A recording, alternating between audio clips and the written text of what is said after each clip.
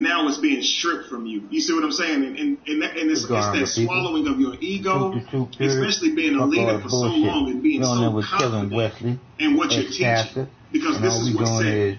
A lot of speakers apart is that they're truly confident in what they've spent time in and prepared themselves. Part of the truth. You know, whether it be by way of to motivate people, like a pep rally. I'm gonna look at myself for a minute because I already know they might lay up there and won't play games and shit. So still can't get on my phone. It's almost like I'm trapped in my house, not being able to call out, dealing with this bullshit. But I will have a new phone and everything before this one is out. I was hearing from this thing. I really once thought I was giving people sound, solid advice based on a book that was inspired by God. And so when he says that at the end of that video, what I thought I knew, it just wasn't true. That's a really hard pill to swallow. And it leaves many asking, where do we go from here? And that's just a discussion that we're going to have tonight. Just watching that video, man, does that bring back any memories for you? Because I know you walked away from religion for a little time ago, right? Yeah, it was about 12 years ago for me. Mm-hmm. I went through pain, bro. I was going to commit. I felt like committing suicide. I wasn't going to commit suicide, but I felt like it. I was married. I based my marriage on Christian principles. I based my entire walk. I came out the streets, so I felt like Jesus needed to be real. Mm-hmm. And once I came out the streets, I ended up going into. I came to Christ in a charismatic Pentecostal background church. I ended up going to Moody, and Moody began to make sure I knew my Greek, my Hebrew, that I was thorough in my hermeneutics, that I knew my biblical doctrine strong. And I felt like, well, I got saved. If I was going to be a great pastor or be a great leader for God, then I needed to know His Word back and forth. I felt like Hebrews 4:12, all Scripture, where He says the Word of God, is alive and powerful, where the soul of the Spirit and the body marrow of the soul of the Spirit, the joints of the marrow, and is a discerner of the thoughts and intents of man's heart. Like, I got to know God's Word. I got to do what Paul told Timothy, study to show yourself approved unto God, workman need not be ashamed, rightly dividing the word of truth. So I was gung-ho, had my pastors gung-ho, had the south side of Chicago lit up, the west side.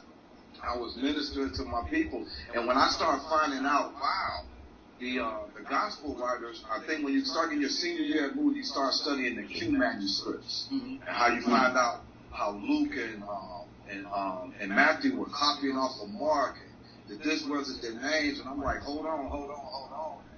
And as I began to go deeper and start looking at Nile Valley civilizations, but that power is real in you.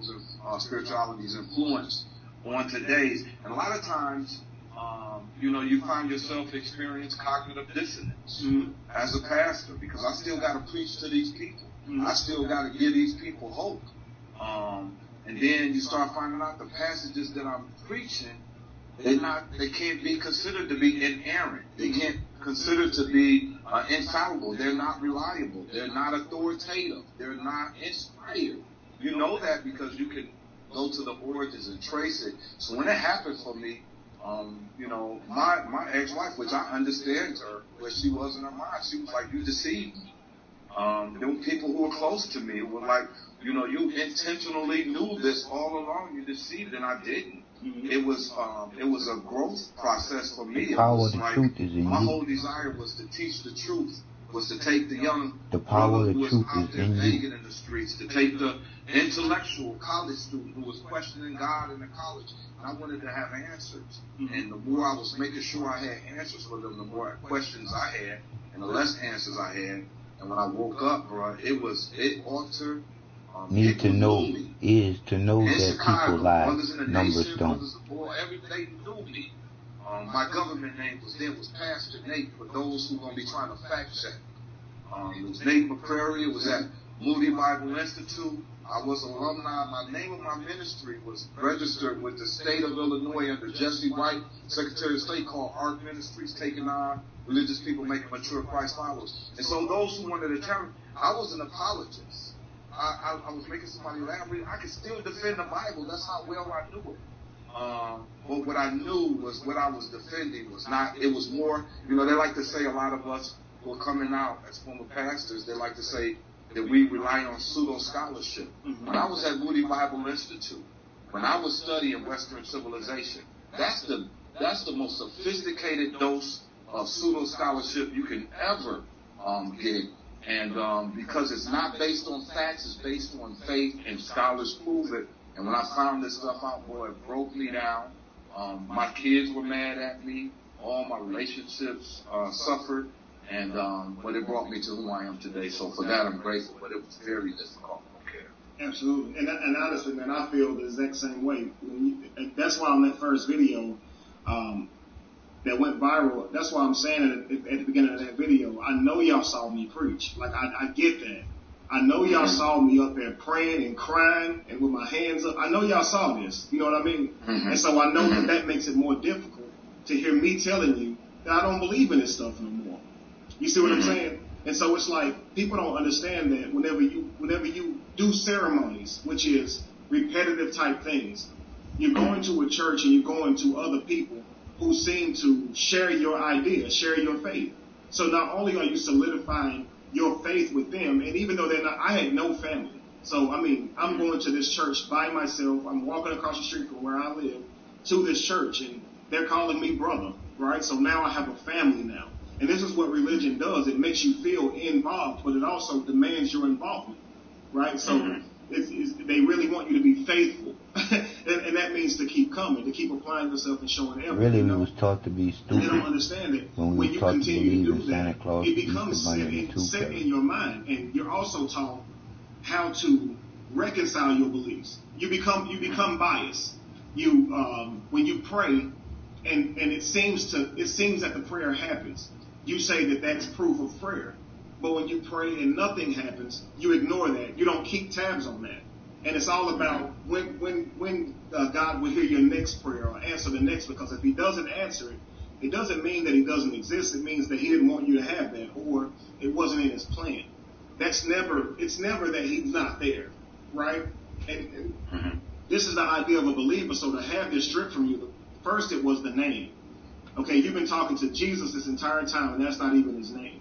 Now, you have to understand that you can be deceived because you thought that power was in that name this entire time.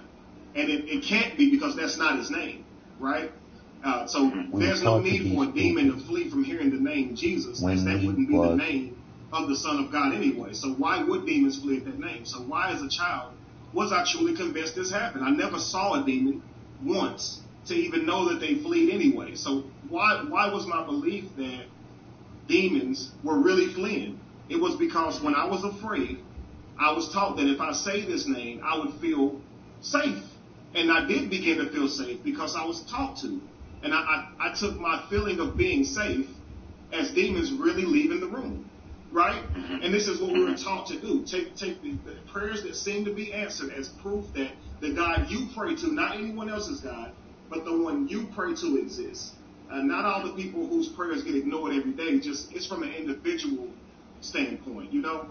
And then and to that point to where you strongly believe you have a relationship with this entity, with this being that you have projected onto yourself because you strongly believed in it.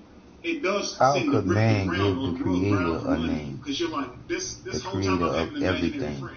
And conscious thought, that's really a hard to heartbeat, accept because a we've laughed about this our entire of lives the and earth. seeing children supposedly have imaginary friends. Never thought that we could be guilty of that, you know? And so this is from a congregation standpoint, going to church every single week.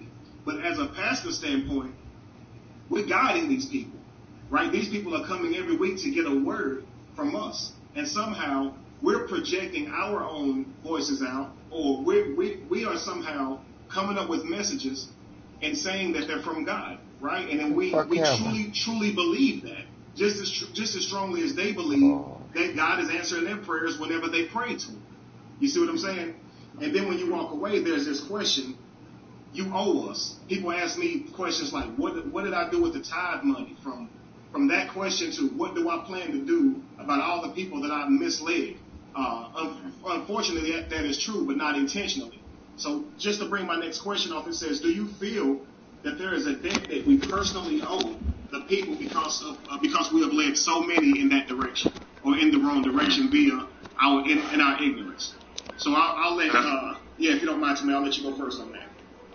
Oh, okay. So to answer that, this is a very for people to come and try to expect for you to return tithe money or even to have those type of questions with all of the psychological and cultural warfare our people are under is asinine, brother. It absolutely is. We are all. I came in the ministry because I came out the streets. Either you go to Islam in jail or you come to Christianity out the streets. I needed something to stop me from getting shot. My boy had just got killed and all type of stuff. So when I came to Christ, that was the first time I heard somebody speak something positive, that God, the God who was in the sky, is talking to you to speak to me. That was heavy for me. And so I was like, man, so how do you know God's speaking? Well, you know it by his word. And so I began to study the word. I didn't know that when I accepted Jesus Christ, I was accepting erroneous scholarship. I didn't know I was accepting history all the way back to the Catholic Church, crusades and inquisitions. I didn't know a lot of this stuff. And so I had to grow. And so as I grew, going through Moody Bible Institute to me, they call it the Harvard of Bible schools. But brother, it indoctrinates you so strong on scripture in Greek and Hebrew. And not only that, but you become a very astute when it comes to exposition or doing exegesis of the text. When you hear Pastor, I'm exegeting the text. And so I learned everything that I needed to learn. And to answer your question, because that's what I want to, I really want to address. When it came to the debt to slide off, that somebody would even require, if you were asked me, do I feel that I'm old? This was a part of something that I'm going to use the title of your, of what you say be your own evolution. This was part of my evolution. Mm-hmm. This was a part of my growth. Looking at it from a 2020 perspective, that was the level of light that I needed at that time to help me to stay alive. And so I was preaching the Bible thing. Man, when I got saved, bro, I wanted the whole hood to get saved. I was young on the east side of Cleveland. I went all the way south side of Chicago. And I grew up in between these two places. And I went because I wanted Jesus to be real, because I felt like, how come we didn't know this? This should be a revolution.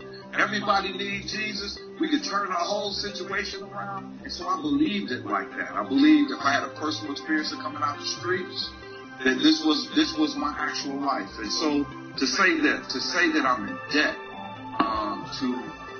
I do feel like a part of who I am today, waking up past Christianity, is a part of healing not only the people who I deceived, but it's part of my self-healing as well. It's a part of our cultural healing. This is a process we're going through, and we're going through it together. We're starting to wake up and realize all of those gifts we've been getting under the tree all of this time, and that milk and those cookies that has been taken on the 25th was not Santa Claus, but it was our real parents. So it's an awakening for us. I don't feel like I owe a debt as much as, like you have, be that evolution of this evolving process. And part of what we're doing right now, if there was a debt owed, our ancestors should be very grateful that we have now awakened and even having this discussion with our people. Absolutely, brother. I totally agree with you. Before I move on, I was just going to say that, of course, to Michael's answer or response to this question, so many times people say that you owe them something, but if people really thought about the individual impact that you had on their lives, not from a standing up there preaching messages standpoint, but the amount of time that they came in one-on-one for advice. Because I get people all the time who say, man, I cannot believe you stood up there preaching and stuff, and now you can turn your back on God. This is their offense. But if I asked them personally, what would you say about me? Man, you've always been there. You've always tried to give me the advice that I needed, even if I was using what I thought was true at the time.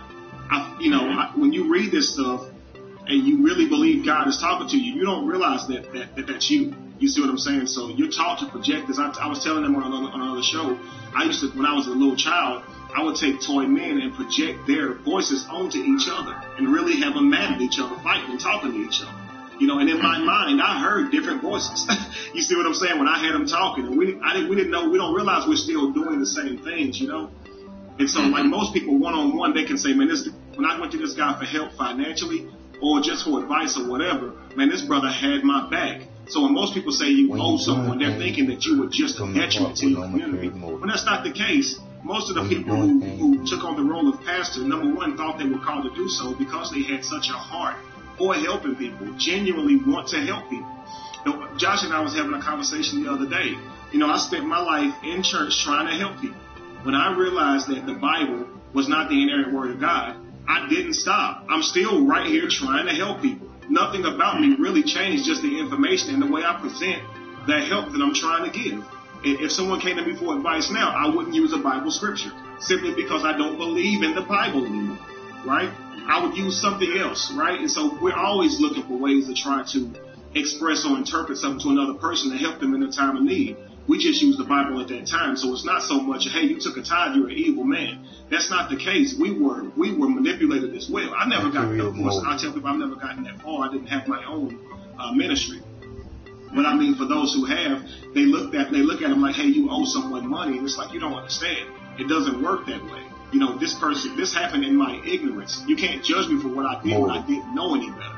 It's almost like, you know, if a child, you know, uses the bathroom in his pamper, as soon as it's old enough to not do that anymore, now you want to judge them for all the years that it didn't know that, right? It's almost like the Bible's God with sin. You're completely unaware of what you were doing, and I'm going to still judge you for it. That's not really fair. So again, I'm going to move now to Michael Fields. I'm going to ask this question again, brother. Let me just pull it back up because I want to be able to ask it properly. It is, do you feel that there is a debt that we personally owe the people because we have led so many in that direction? I do not believe that there is a debt that I owe. I do not feel that there is a debt that I owe financially or materialistic. But I do believe that there is a debt I owe now to teach the people and to offer them the truth, understanding of what I have come to realize that this understanding is the truth. And realize that what I was teaching was real lies. And I love that he said that I don't feel I owe a debt for the past, but I owe a debt. We all owe responsibility for what we have learned. We do. Right? If you learn something, you should be expected. And I can't read upright. But I know one thing about when I went through life. I know what the truth is in each and every one of us all at the same time. That's what makes the show divine. Be knowing the creator of it all. I'm trying to talk. So that's what we're doing. The responsibility comes with the fact. Now, but as soon as I get what do you do? y'all to help me help y'all, it's gonna be on like Donkey Kong. Cause I'm gonna shoot the shit out of here. Even if you walked away and said, I'm completely done with every bit of it, you have been a help to our community just by getting out of the way, just by moving out of the way of people, of being people's leader in that area, right? Being people's motivation in that area. Just by moving out of the way. Get the fuck out the way with that bullshit. Get the fuck out the way with that bullshit. Like I tell pastors all the time, if you don't want to come out and, all of a sudden be teaching something total opposite, just put it down. Just you moving out of the way would be help. People need to see that, Yes. And I constantly, utilize scriptures, even now, because principles of the Bible will work, and they do work. A person will apply those principles. The principle didn't work because the whole motherfucking reason for it worked like a charm. Started the ministry June 16, 1988. The only offering that I had to distribute to my family, being wife and 2 children, was $1.97. And from that $1.97, Worldwide Ministry acquired many acres of land, built over 7,500 square foot sanctuary, and the list goes on and on. But what's so important is realizing that what I was utilizing because I did that because I can't read that shit on there. And then y'all can't see it anyway. We can only teach what we have been taught. We can only expose people to what we have been exposed to ourselves. And so I realized this, that what I had taught the people was error. It was not true. And so it was bullshit.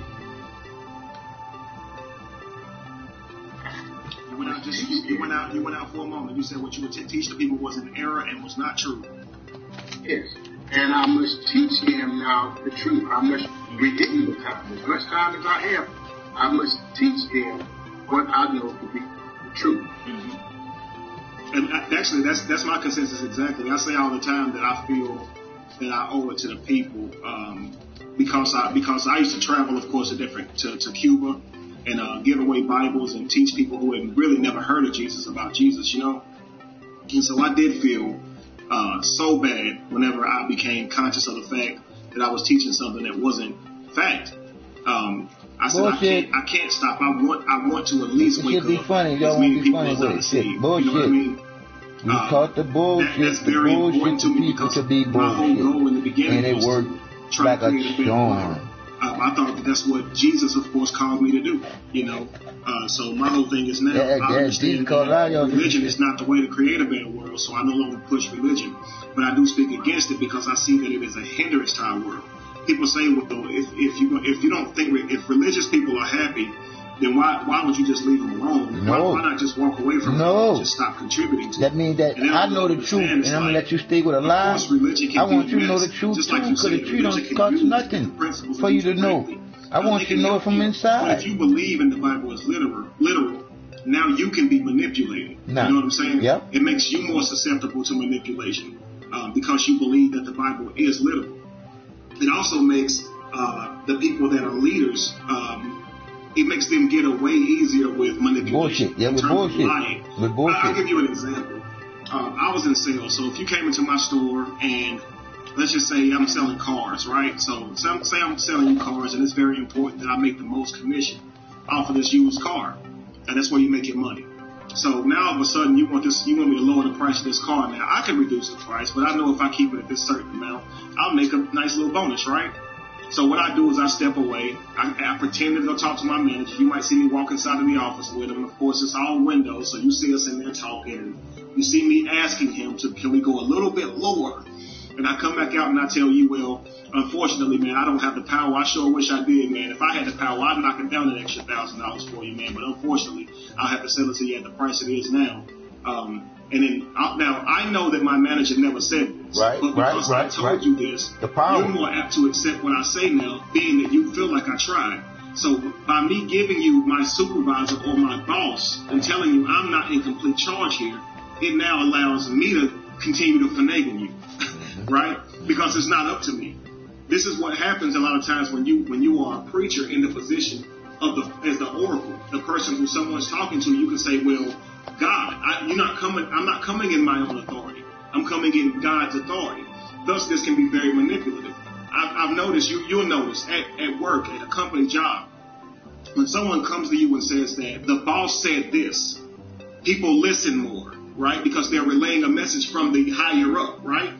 It's not me telling you, the boss said it, right? And this is what happens in church or in any place where someone's been manipulated. You know, they're going to hear it from someone higher up. God laid this in my spirit, y'all. Listen now. And because you say that, everyone is going to all of a sudden get quiet and listen more because they believe that someone higher than you spoke, right? And even when you're doing this, you don't even know you're being manipulated. You truly believe that God put something in your heart. Really, truly believe that. And that's what people don't understand. They automatically tie that to you're manipulative. But the tricky thing about religion is even the people who are manipulating are manipulated and thus don't even know they're manipulating people. You see, it's amazing how that works. It's like sometimes the preacher is the most indoctrinated person in the building, which is why he's a preacher. Yes. Great. I mean, you know, most people in the congregation don't care anything about any of the literature outside of the Bible. This stuff is so new to them. And that's why it blows my mind that so many people be like, you're not a scholar. Most Christians don't care anything about scholarly work when it comes to their faith. They quote scriptures that are not even in the Bible as if they were. You see, like, they don't care. They can't quote these scriptures to you. They don't care. So pretty much, you can make them believe whatever, even if you just strongly believe it. Like you said, exegete. You take and express the scripture the way you see the scripture. And so now they'll walk out seeing the scripture the way you told them to see it subconsciously. You didn't whether it's right or wrong. You see, because they trust you so much. They trust you as the man of God. And so when someone's put in that high of a position, it makes them more susceptible to manipulation. But it does not mean that you personally are saying, hey, I'm about to go ahead and manipulate these people. It's just not how it happens. And I think from the outside looking in, people think that you're intentionally saying, I'm going to go ahead and play the role of a pastor. No, nobody's talking back to me, and I'm really just going to put on a show. But now, granted, there are people who do that. There's many reasons to continue being a pastor, even if you're on edge. If you're on edge, like Tamel was saying, hey, this was a journey. Listen, this feeling comes into your chest, and I know this firsthand. Tamel, tell me if you never felt this. But if I walk away now, this could be that test. If I walk away, Jesus could crack the sky open. That's even a thought. Or all these things that you've been promised that God was going to do for you. You about to forfeit every bit of that by walking away from God. You know what I mean? And it's still that thought in not to think about it, because it's blasphemous to even think about it. So you're dealing with all of this outside the realm of facts. And then, of course, the brain's ability to only count what it wants to count as fact and ignore everything else. Like he said so well, cognitive dissonance, you're dealing with a lot of that. And you're talking about so many factors involved that's making a person not want to walk away. But outside of all the mental things, let's talk about the physical aspects. Some people hold on to the message they teach or the religion that they teach for political reasons or gain or popularity. Again, people feel like somebody do the teaching this, and especially if they have a lot of influence. They'll say they believe in it just for leverage. And so we know a lot of politicians and stuff do this. They say key words to people to let them know that they do have faith, or make it seem like they do have faith, and it helps the vote, But then you'll have people who in a position where they say, hey, you know what, I do have this information, but if I give it all too soon, I might chase everybody away. Or I can still use this information to help people grow, as Michael said. But there's many ways, guys, and like it's not as easy to step away from as you guys will understand. I often say to Mel and Michael that I wish that there was a fund. I wish that there was a fund available for pastors who were being taken care of by their church to be able to live off of for a little while if they step away from religion, because I just so badly want the preachers out of the way, the people who are still teaching that this stuff is literal. I'd rather see them out of the way than standing there still doing the same thing off of a need to feed their families. What do y'all think about that? Absolutely. Go ahead, Michael. Yes. You can go first, Michael. We're not stupid sheeple no more. Fuck all the bullshit. Let's go. Myself, I took to the point of driving a truck. Starting in trucking days.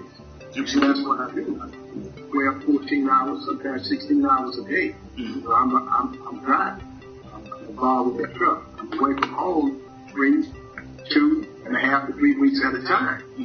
But yet at the same time, I'd rather do this than to stand and continue to teach the lie and to truly manipulate people and deceive people. Because now that my understanding is overstanding, I know what I'm speaking about because of facts and because of historical evidences. To go back now and teach that, I would really believe that I'm doing I'm gonna let you run that back one more time. You said to go back and teach that. What would it be now? It don't cost nothing. It bring a lot of people stronger together. Okay. In the trucking business, wake up from the bullshit. Rather than go back and teach what I was teaching before, because I understand now that I'm teaching facts, truth, and historical evidences which cannot be questioned. Absolutely. So basically, I want to make sure we all heard you correctly. You said that you would rather, do what you're doing now before you go back to, teaching something that's obviously fallacy, that's not correct, that that you would be knowingly misleading people. Then is that what you were saying? That's correct. Absolutely.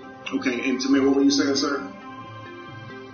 I think it's a precarious position for us to be in. It's amazing when we wake up, when we get around awakened people. One of the first things that I hear a lot of times, man, I wish these pastors wake up and start teaching our history. Now that the pastors are waking up and starting to teach our history, is now, do you guys feel like you're in debt? Or there's always a song and dance to do for our people. The same people who are unable to come up with solutions. I had to let that tangent off. I did. Sure. In regards to how do I feel, I guess what Brother Michael just said. Let me make sure I understand that question real thorough, Kevin. Just ask me that question very specific. I was just saying that when it comes to a lot of the pastors now who are continuing to teach, even those that are going through the process, such as yourself, who would rather not teach anything at all until they knew for sure, they may still continue to teach because they don't want to lose the people. In terms of see them go down the wrong roads, because you could be wrong and you may find out that Jesus in fact does exist, or already. And some pastors say, "Hey man, I don't need to lose. I can't lose my income right now." So what I was saying is, it would be nice if we had some type of fund to provide some kind of relief for pastors that said, "Hey, you know what? I want to take a break from this for a while until I know what I know, or I can't stop because I need the money." You see what I'm saying? Because I feel like for me, money is just paper. Like it's literally just paper. We put a lot on it in terms of emotion, but it's really just paper. We need it to survive in this matrix. But if there was paper available for people who need it, of course, would you prefer to see that than to see them still preaching? Because see, my whole thing is, let's say we could provide, and this is obviously not something that I could do at all, just hypothetical. But if we could provide a salary that could merely just take care of basic needs, would you see a need for that? Would you see a use for that to get other pastors pretty much to walk away from what they're teaching, solely because they're teaching it because they don't have the money or they need the money? I think ideally that would be a great idea. I think forthright though with these pastors, what's going to happen is because I wrote a book about it. Elder Fields and all of us, and we talked to you even. There's a council that we have formed right now to be a landing pad for former Christians and former pastors. And so I think if they're staying in there for money, then they were in that for money in the first place. Yep.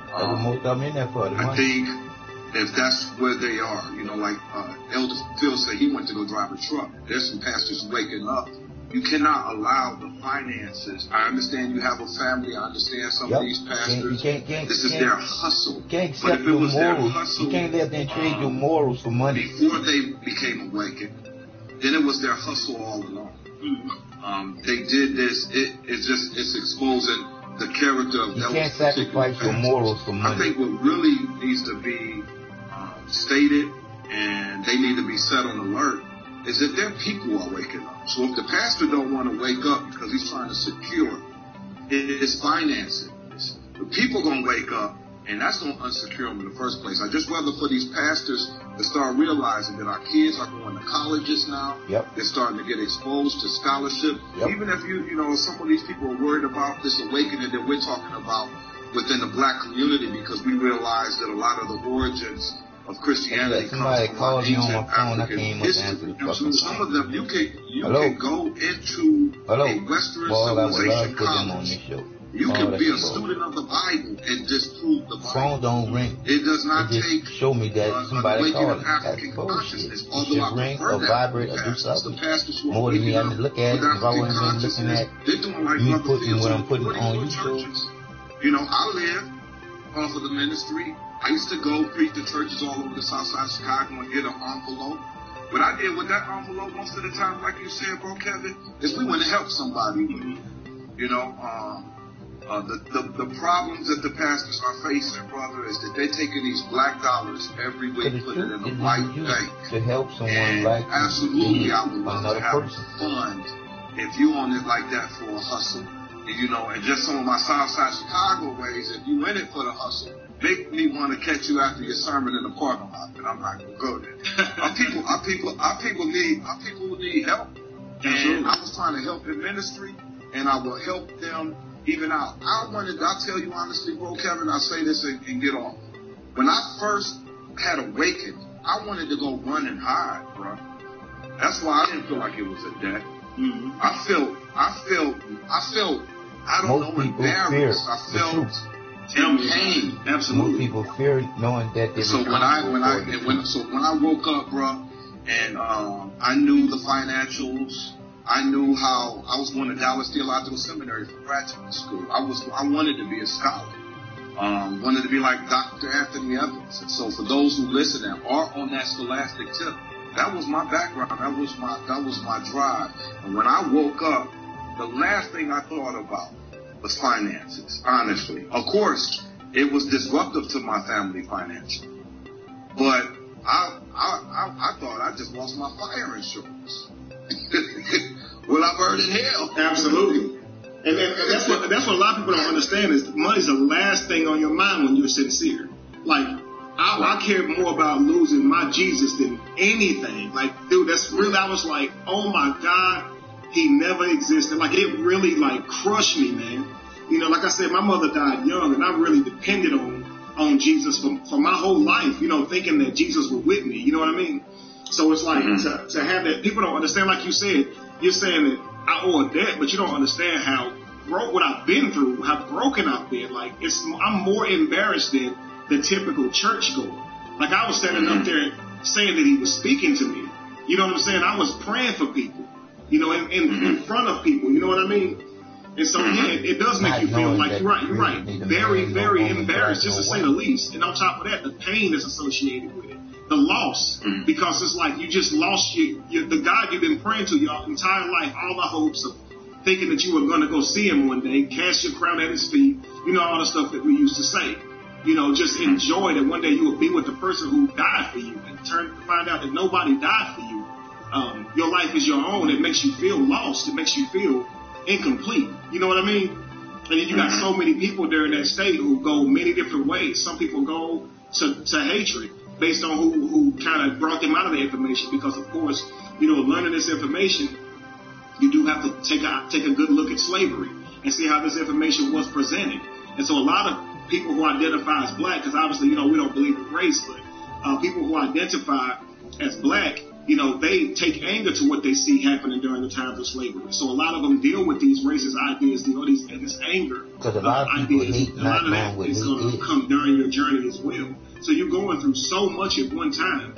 And it's all, a lot of it's based on, like I said, who actually is the person that people that nudge. Mine came from being just in real complete thought. And then later came, of course, Dr. Ray Hagins, which pretty much all of you guys have heard me talk about Dr. Ray Hagins. But one of the things that really helped me, I guess, to completely pull away from all of the anger and stuff I felt was, he said that he held up a circle. He goes, inside this circle represents my realm of knowledge. Everything I think I know about whatever I think I know exists inside this circle. Now I must understand that there's more to know. And this right here, this holding up that circle and taking that idea in mind, that really truly helped me. Like, to really understand what it was that was happening to me, that I was stepping outside of the realm of what I thought I knew. I was outside of my comfort zone, and that was the feeling I was feeling. It wasn't necessarily the loss. I was associating what I thought was the loss of what I believed with this emptiness, but it really was just, I just felt lost. I really didn't know what to do with my life. It's almost like you've been driving everywhere with a navigation. You're going somewhere that you don't know where you're going, and you have a navigation on your phone, and your phone dies. And you got no maps, no nothing on you. It's pitch black at night. There's not a store around for miles. That's the feeling I felt. I felt completely lost. I didn't know whether to go back or forward or just what. You know what I mean? Before I ask this next question, I want to thank everybody so far that has donated. Keep in mind, guys, donating helps me to continue to do this without any cost to you guys. So just keep that in mind. Thank you guys so much for the donations that I saw come up. I wanted to let these brothers really explain. So I would have been able to thank you guys because it was right in the middle of them talking. But again, thank you so much, guys. Actually, louder the words.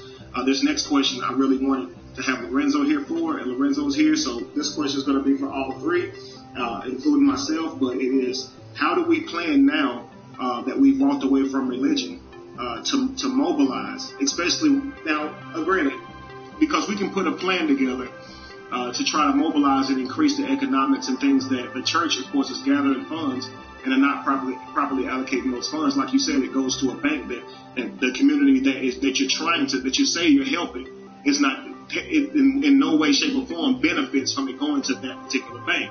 Yet still, that's where it goes, and it doesn't get properly allocated. So, of course, we can put a plan together, but how do we become successful with so many people standing in disagreement with us solely because of our beliefs? I mean, even our own family members call us, reprobates and apostates. And so how do we make an impact on the community by way of, we know that the more the better. And the one thing the church is really good about is getting effort from people by convincing them that God wants that effort from them. Again, the Lord told me, and again, they're using this boss mentality. They source higher than themselves. The Lord told me that you will be good in this position, helping out with the Sunday school, helping out in this area, and you almost can't say no. Obviously, we don't have a position to be able to do anything like that. All we can do is simply ask for help or make it known that we need help. And what we're understanding is it's a lot harder to mobilize without a God source to say they're depending on you. You know what I mean? So what I'll do is, since Lorenzo hadn't got to speak yet, I'll bring Lorenzo in first. Just ask him, from what you saw, Lorenzo, you've been on this side of non-belief. You're one of the only one of us probably put together. So nobody want to. What do you experience when trying to mobilize, especially people who identify as black and who are so endowed with the belief in religion, whether it be Quran, Jesus, whatever?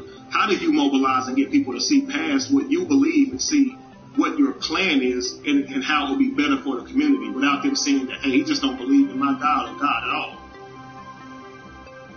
All right. Well, first I want to welcome the brothers, Tramel. That's how. Tramel. No, yes, sir. And Mike, I'm gonna say it the way I want to say it. Welcome to the age of Aquarius. But so the question then, like what Kevin was just asking, how do we mobilize people and get them to come to this understanding so that we can build and truly build? Well, I mean, the pathway has already been shown over hundreds of years. Now, even though the Romans did it by force, we know that that's not going to work in today's world. We saw Hitler try to do it by force, and it didn't, and it won't work. America and other countries rose against them. So, as we look at it, there's a basic need that everybody has. Every man wants to earn money, take care of his family, wants to be able to know that he's the head of his household and be a man. Every woman wants to be secured in their household. So, unlike a lot of these churches and things like that, what we do is meet them at that need. We meet them at that need of certainty, a roof over their head, food in their mouth, an honest day's work, and being able to take care of their family and their children. That we try to meet them with, like, in the streets of Atlanta, I'll see the Hebrew Israelite brothers at 5 Point Station just yelling at people all the time, which does not move anybody. I'll see them yelling on the chat line. It doesn't move me.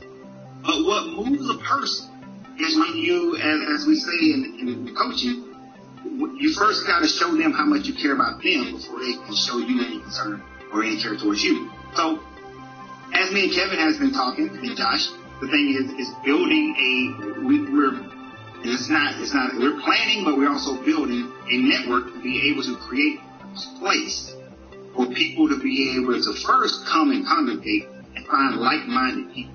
And those first ones will be the ones who will have like businesses, like I have a business, Kevin's developing his, you guys have businesses, that we'll be able to utilize our funds, but utilizing the laws of this country or whatever country we're in to be able to build a place and provide for people, just straight provide. I like to look at people since, like the Shriners, right? The Shriners have a hospital. You don't have to pay anything to come to that hospital. Your child has an issue, you go there. People have a favorable opinion of them, because of that, because they're showing care and consideration for the community first. So we'll do that. Kevin don't know this yet, but we're going to go ahead and get started here in Atlanta. But that other place that we talked about, Kevin, we're still going to go there. But so we're gonna go ahead and build a place, even if it's just that first little meeting, the little meetup. I don't care if we're meeting in the park, but then we begin to pool our resources so that it becomes attractive to other people.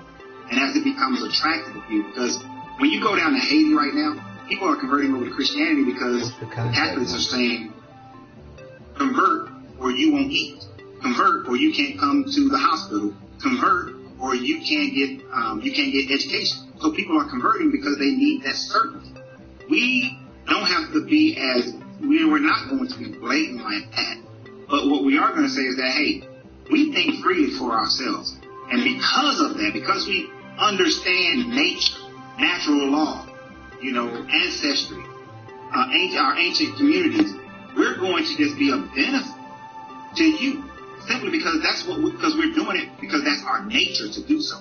No matter what religion you are, you're going to do whatever your nature really is. Like Brother was saying, if you came into it as a scam, you're going to keep scamming, no matter what.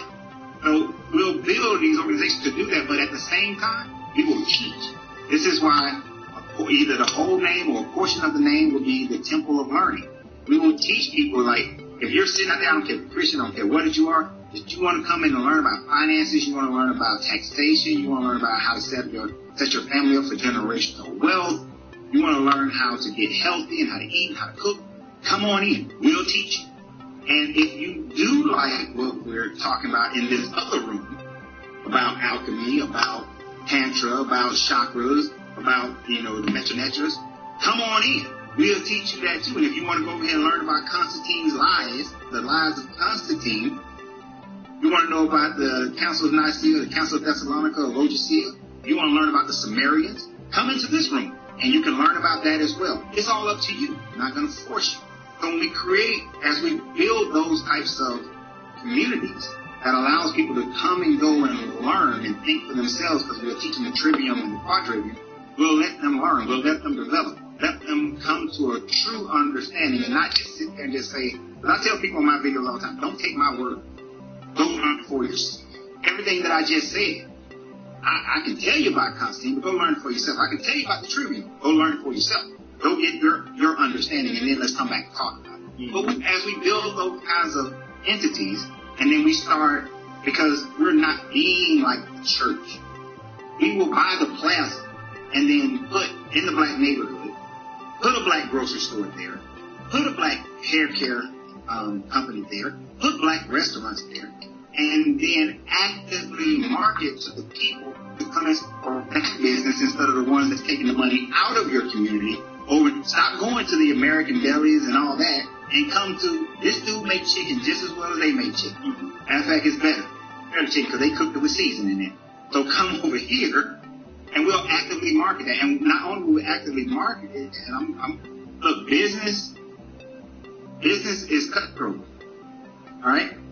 I will, as we're actively marketing for you to come over to this black beauty supply store that's owned by, a black person or owned by the organization, because the organization will own businesses, we'll actively protest in front of the other ones that these people are taking money. Sister, why are you going in there? These people are taking money out of the community. You go right around the corner and we got one that's ran by black people for black people. Go right there. Not coming over here.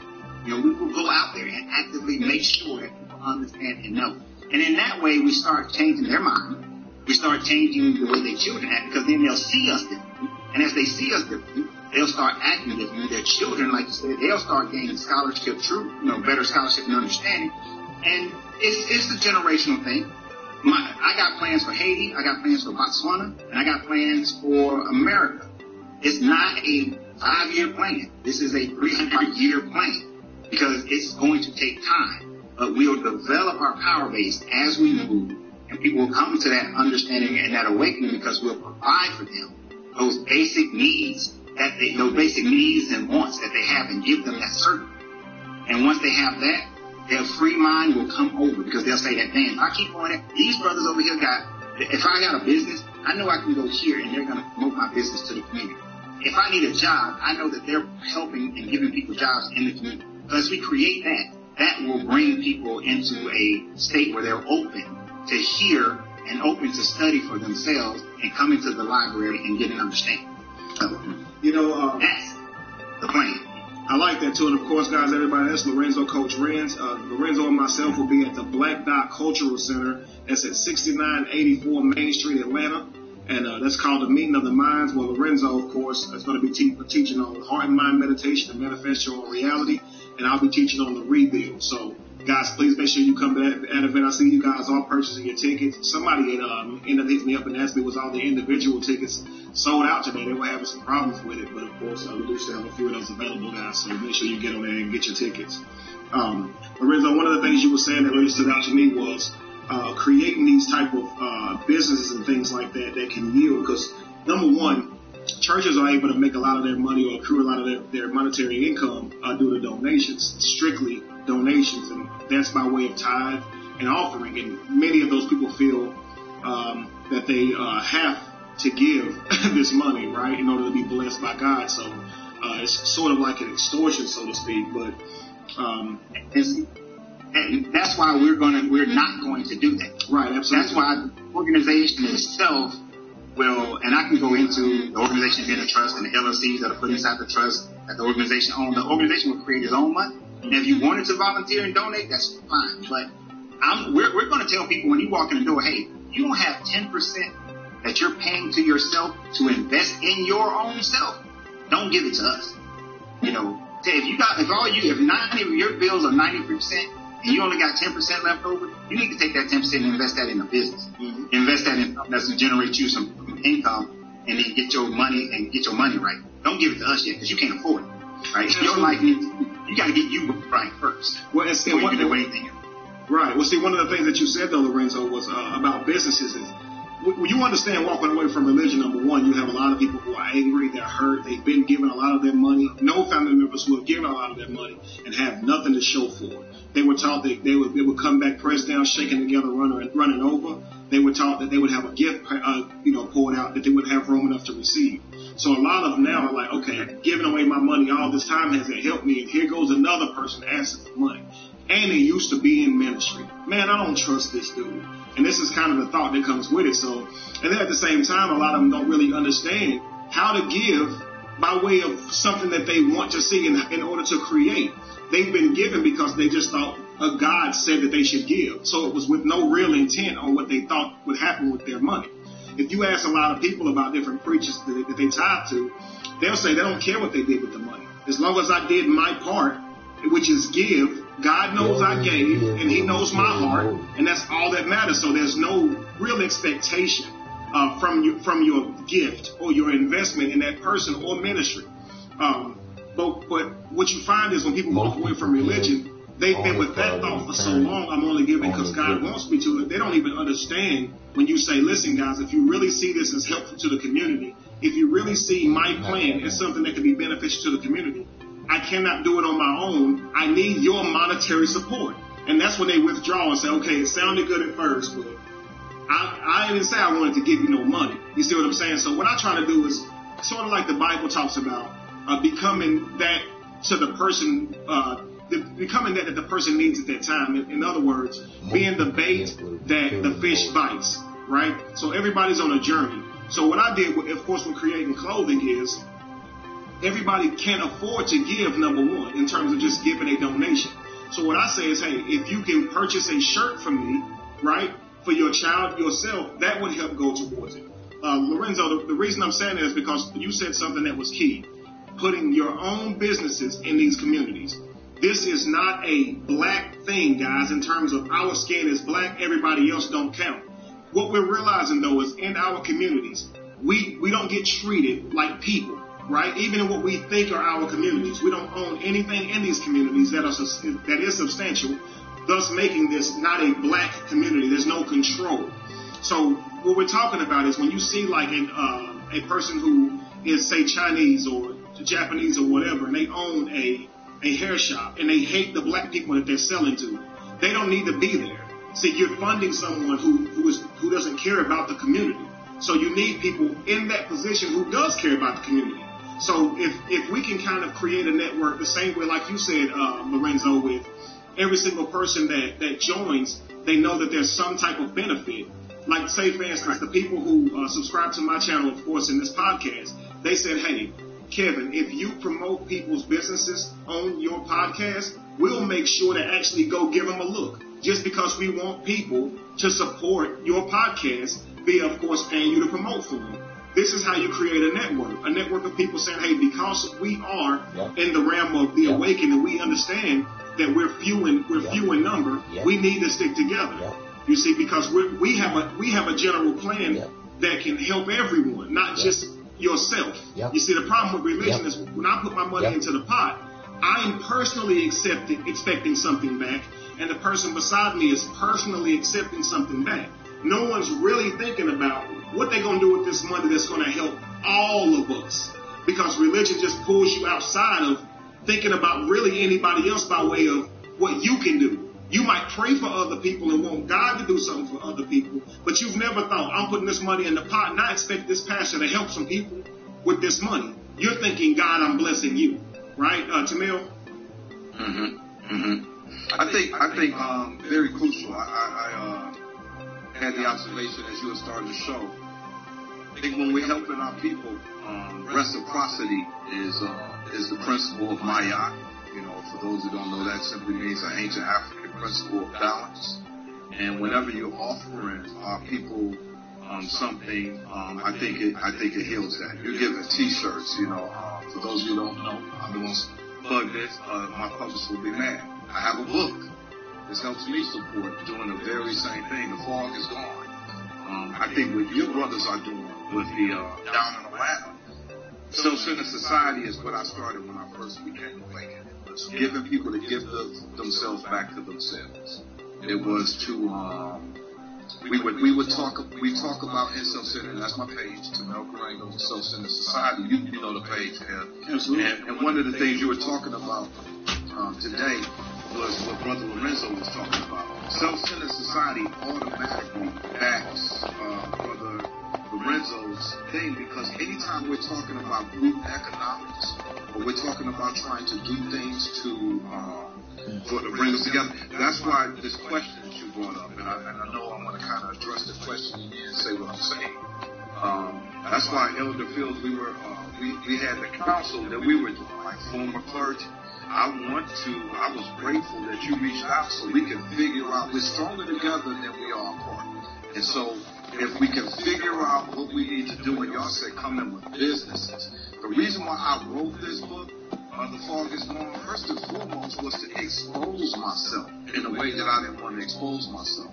But also that if I'm going to be teaching people, the same thing with Brother Lorenzo said, what you said at the opening. If I'm going to be teaching people, I want to be able to not just, if you want to donate, fine, but more, if I'm going to be teaching people something, then there should be something that I put in your hands. I don't like to ask anybody for anything when it comes to trying to wake us up. But if you're putting out information in the community and building this temple that you guys are talking about building Atlanta, I wish I was there. I just left Atlanta. I'm in Las Vegas right now. I think it's crucial, and I think our people can be retrained once they see the fiscal responsibility. I think most importantly, in the conscious community specifically, even when we putting the book out, I think with our people, what they're lacking, or what has happened, is they're lacking transparency. We've had a big incident in the community within the last year. I'm not trying to mention that for the sake of just bringing it, but our transparency. So when we're building anything in our community, if our people can be transparent, they know what you're doing with the finances and everything. It's not something that is looked at negative. In regards to what your question was with Brother Lorenzo, what can we do from here? We need to create what we're doing right now. It's these alliances. Bro Kev, I told you I've been really trying to contact you for a while. It needs to be mentality before movement. And if our mentalities are unified, this is a very strong unifying circumstances that we're having.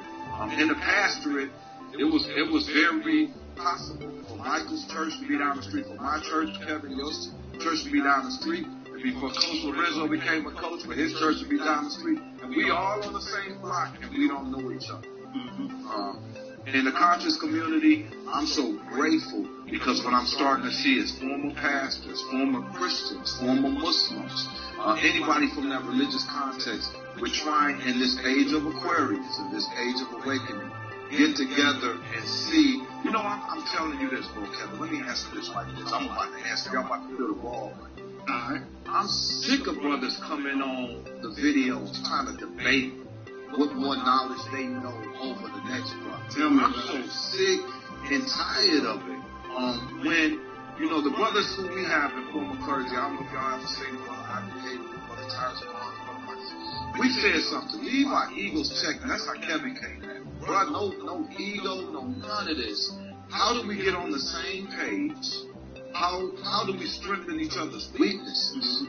I'm thorough when it comes to biblical doctrine, all of that background, and becoming very thorough on my ancient African system of my own personal development to be able to teach my people. But I don't know everything.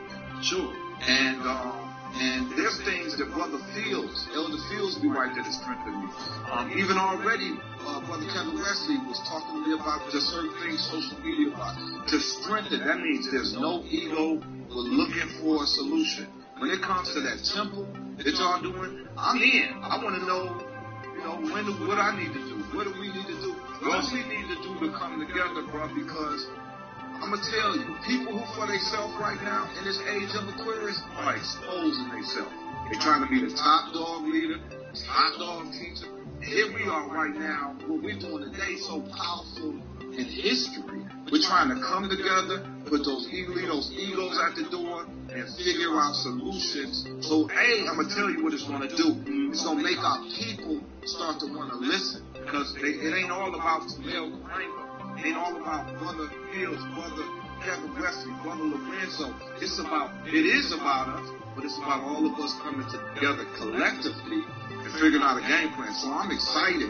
I'm excited for this platform. And the question can be answered in a nutshell after I gave my long litany response here, is what can we do together? Is unify and respect one another and learn how to network with each other and elevate each other. And I think it'll be healthy for our people and it'll help elevate them. That's my answer. Actually, and then what I'm trying to do is just attempt to give a little bit on every answer, man. Like, what I heard from what you said, man, is extremely powerful to me. Is because, you know, we're talking about how do we unify. And what Tamel said so wonderfully, guys, is that it starts with us unifying, us so-called leaders, the people who you guys, you know, tune into daily to hear our perspectives and our opinions, the things that has caused us to be leaders by our experience. You know, you have to understand that a leader shouldn't lead you in everything. Like Tamel said, I don't know everything. You need to have different people that can get you the information that you personally need to evolve. You can't, you left the church where you set up under a pastor and let that person lead you, and that be the only person that you deal with because you only go to his church. You know, he don't really want you going nowhere else. He wants his flock at his church. And even if so, you still lean more towards that one person. We're trying to get out of that world. We want you to be critical thinkers. You do not have to agree with everything we say. Please don't, because it shows that you, number one, like I was telling Josh the other day, myself and Pay Homage was talking about it as well, is that they say great minds think alike, but they do not. Great minds think differently. If you put a bunch of people with great minds, a bunch of geniuses in a room, they will disagree. You see what I'm saying? Now, and none of that means that they're not geniuses. You see what I'm saying? And it's too many times we take that same approach that we had as a pastor. And I'm a pastor, I'm trying to lead my flock and my people, to now leaving this, and now it's your followers, it's your audience, and it's not. You're talking, are we really on here to grow a Facebook page, or are we on here to really try to change the world? And it blows my mind that it seems like so many people have forgot that. Like, you care more about an app than you do really helping. Who cares how many people watch you, on how many followers you have on YouTube, Facebook, or whatever? What kind of impact are you making? At the end of the day, who you look at and see in the mirror is not you. You are the impact that you made, believe it or not.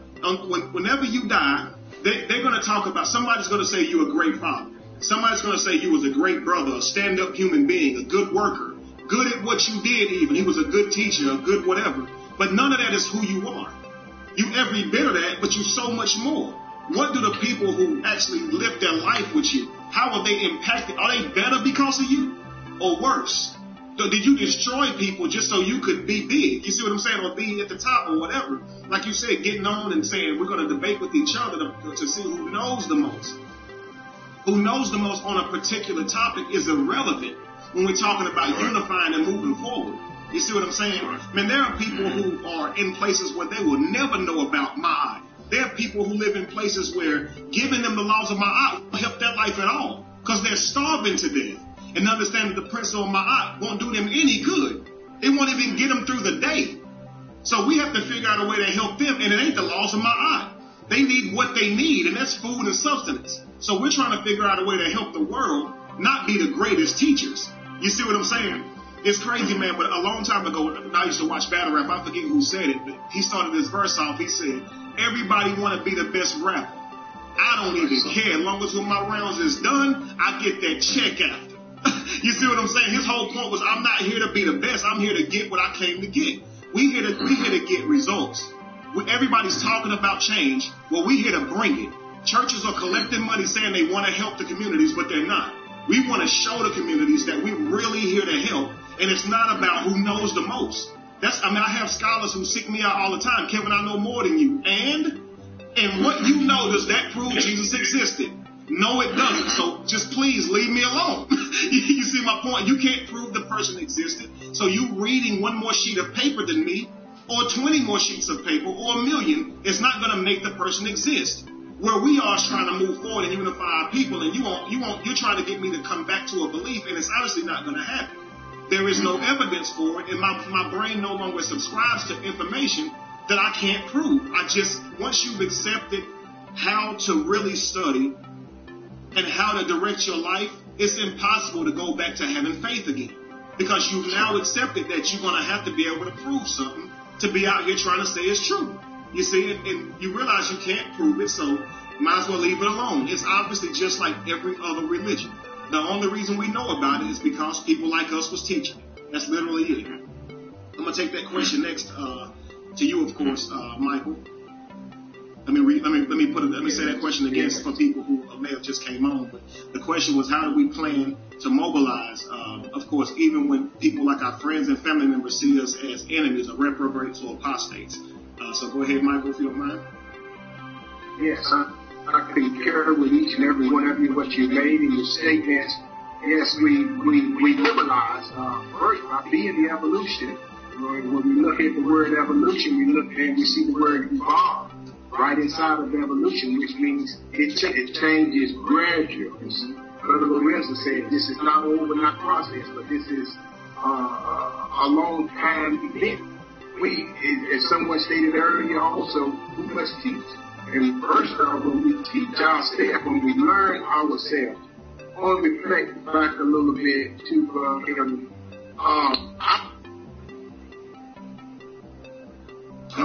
second. Say that last part again, Michael, if you don't mind. Sorry about that. You went out again. I think there's a problem with David. Yes, what I is still coming forward? Yeah, you broke up just a little bit again. Let's try it again. I said what I have been doing over the course of the past year is teaching myself. I've been studying, I've been learning, I've been researching. And this is what we must do as a whole. Everyone must study, must learn themselves. At the same time, teach others. And this is the same principle that we see as Brother Lorenzo said, we see through the scriptures. You know, the wheel is already invented. We don't need to go out and create a new wheel. We teach people. We teach them how to prosper. We teach them how to walk in success. We teach them how to do business on it. Brother Lorenzo was stating about the building. We have the building. We have the land. I need the I need the people. And the plan that I have here is to utilize the facility and utilize the land of farmers, produce vegetables, produce crop where people have holistic food. That's actually our plan, bro. That's amazing. Where are you located, Michael? I'm sorry. Well, that's another thing. I'm here in Lubbock. You breaking up badly now. You breaking up badly. I couldn't even get the name. Okay. I'm in Lumberton, North Carolina. Lumberton, North Carolina. Okay. Pretty. Yes. So you have plenty of time at the campus union.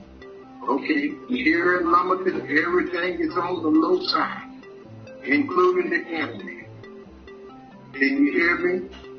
Yes, I can. Okay. Yes. But that's the key. We must move on to a lot. Absolutely. We must teach people. We must teach people how. And yet at the same time as we teach those individuals how to be themselves, in return will be able to give and to help the organization as a whole. Absolutely. Sorry about that. I was kind of chatting with Josh a little bit about your speakers. He think your microphone. I don't think it's anything with your microphone. He says it could be digitized due to your internet. It could be your internet speed or something like that. So I don't think it'll fix. Just take your time whenever you're talking. I'll try to be able to. I'll try to stop you if I feel like you might have said too much during the break. But sometimes we can kind of make out what you were saying. Yeah, I believe it's the internet speed. I believe that's what it is. Okay. My signal is very. Is that Lumberton internet?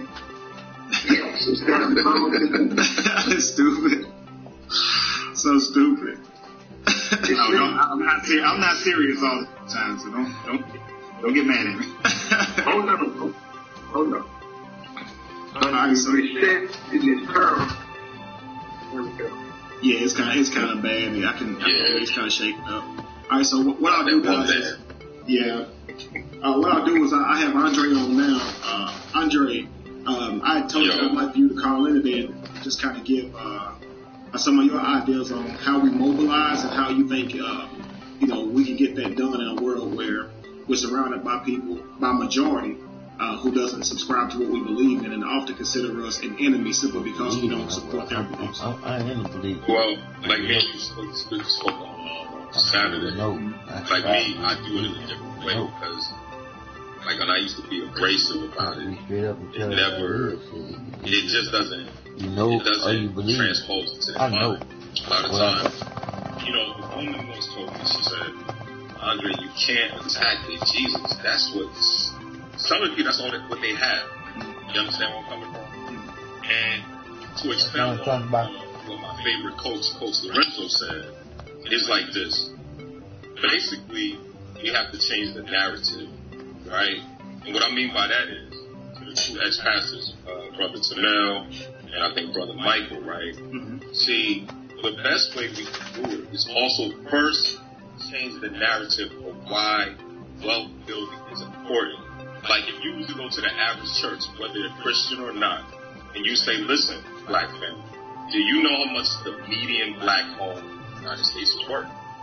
If they tell you 50,000, 30,000, you just stand quiet. And then you ask them the median white home.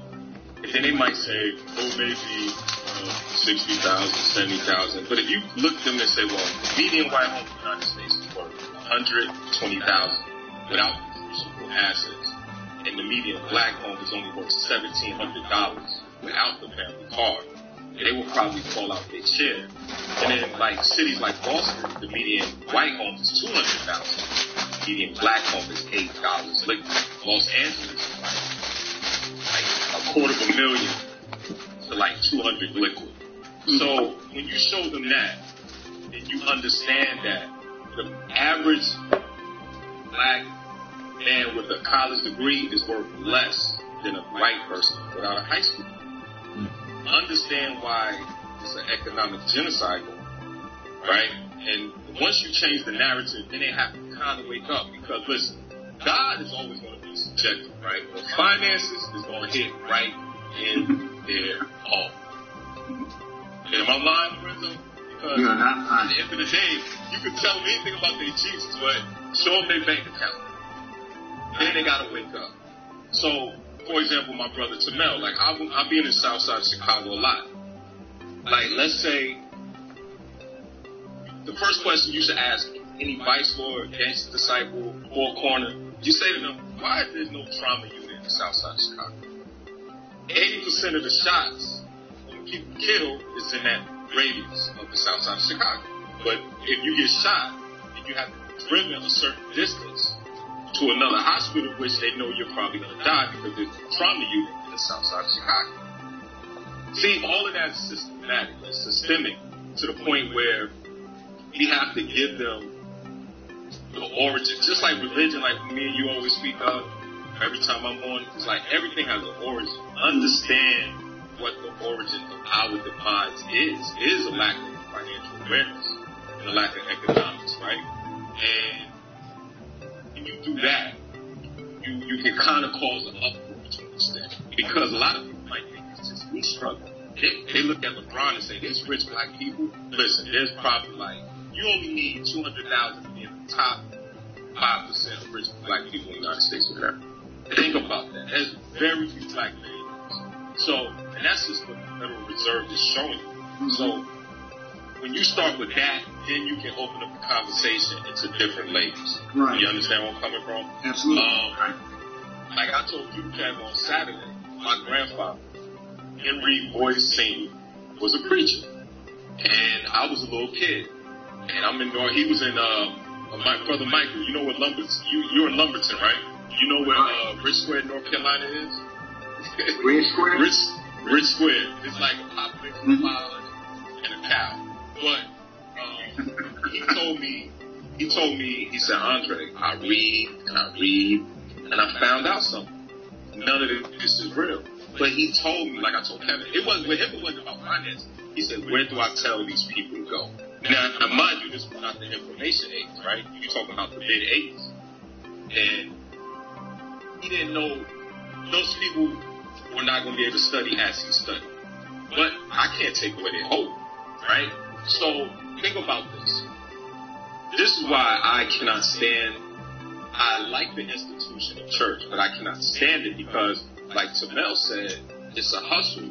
To me, we don't speak in absolutes. But when you become knowledgeable of the doctrine, you have to kind of come into terms that 85% of pastors understand it's a hustle. You have to come into that understanding. Why? Because you never see the money reciprocated through the community. You understand? Rarely. Because let's say Mel was a pastor of a church with 3,000 members. Let's say that the average member gave $50 a week. Now, if Tamel was serious, and Tamel just using his name as a pastor, as a, residing pastor. Sure. If you were serious about economics or actually building your community, you would say, one offering out of the month. Somebody come up with a business plan. We will go to Corporate Service Corporation in Delaware. We will come up with a business plan. We copyright the name. Incorporate a business. It could be Perry's Prayer House in Pig Creek. It could be whatever you want to call it. If you did that once a month, you started 12 businesses without debt, without bank loans, without SBA loans, which you're not getting anyway, because under the Obama administration, black people only got 1% of SBA loans. So understand that. So what I mean by that is churches was really serious. I think this is why I post this video all the time. Tyler Perry getting on stage giving T.D. Jakes, what was it, $1 million check? $1 million, yeah. How much was it? It was $1 million. It was $1 million. It was $1 million, right? Mm-hmm. Okay, keep this. I want y'all to, everybody in the chat, let's talk about this. Let me show you the ignorance of the church. Tyler Perry got up there and said, the Bible says, if you ain't got no haters, you ain't doing nothing right. Then he says, they give a place for my enemies, all blah, blah, blah, blah, right? Now think about this, people. How many people were in that office, right? Now I want you to say, this man said he was sitting there listening to T.D. Jakes minister, and the Holy Spirit told him to write him a check, $1 million. But the Holy Spirit tell him to give 100 people in the audience $10,000 right. to pay student loans, mortgages, credit card bills. Absolutely. No, he didn't do that. He say, well, let's take this $1 million and give 5 people $100,000. to open up a profitable business. No, he didn't do that. No, but he told to give a guy who worked $18 million, $1 million to his community center. Absolutely. Which, as a 501c3 or 501c4, he could have easily done that with his own money and reap the money back in his next fiscal year. Mm-hmm. Just listen, man. Yeah, he's worth 18 million. He could have gave his own money and wrote it off. Right, it's theater of the mind, man. It's theater of the mind. If not to sound like a pseudo scholar, but like just the whole listen. Deus was exalted in a theater, right? A church, right? It's all theater of the mind. You know, we don't have the discernment. And once again, systematically, the layers, right? Go to inner city, go to the south side of Chicago. There is a church every other block, if not every block. In the same block, dope, coke, they getting shot. That's why I say the church in the inner city is Jesus' summer home, because he's never there. You know what I'm saying? When he comes, let me know. But when you understand that you go to the suburban area, there are no churches. Why is that?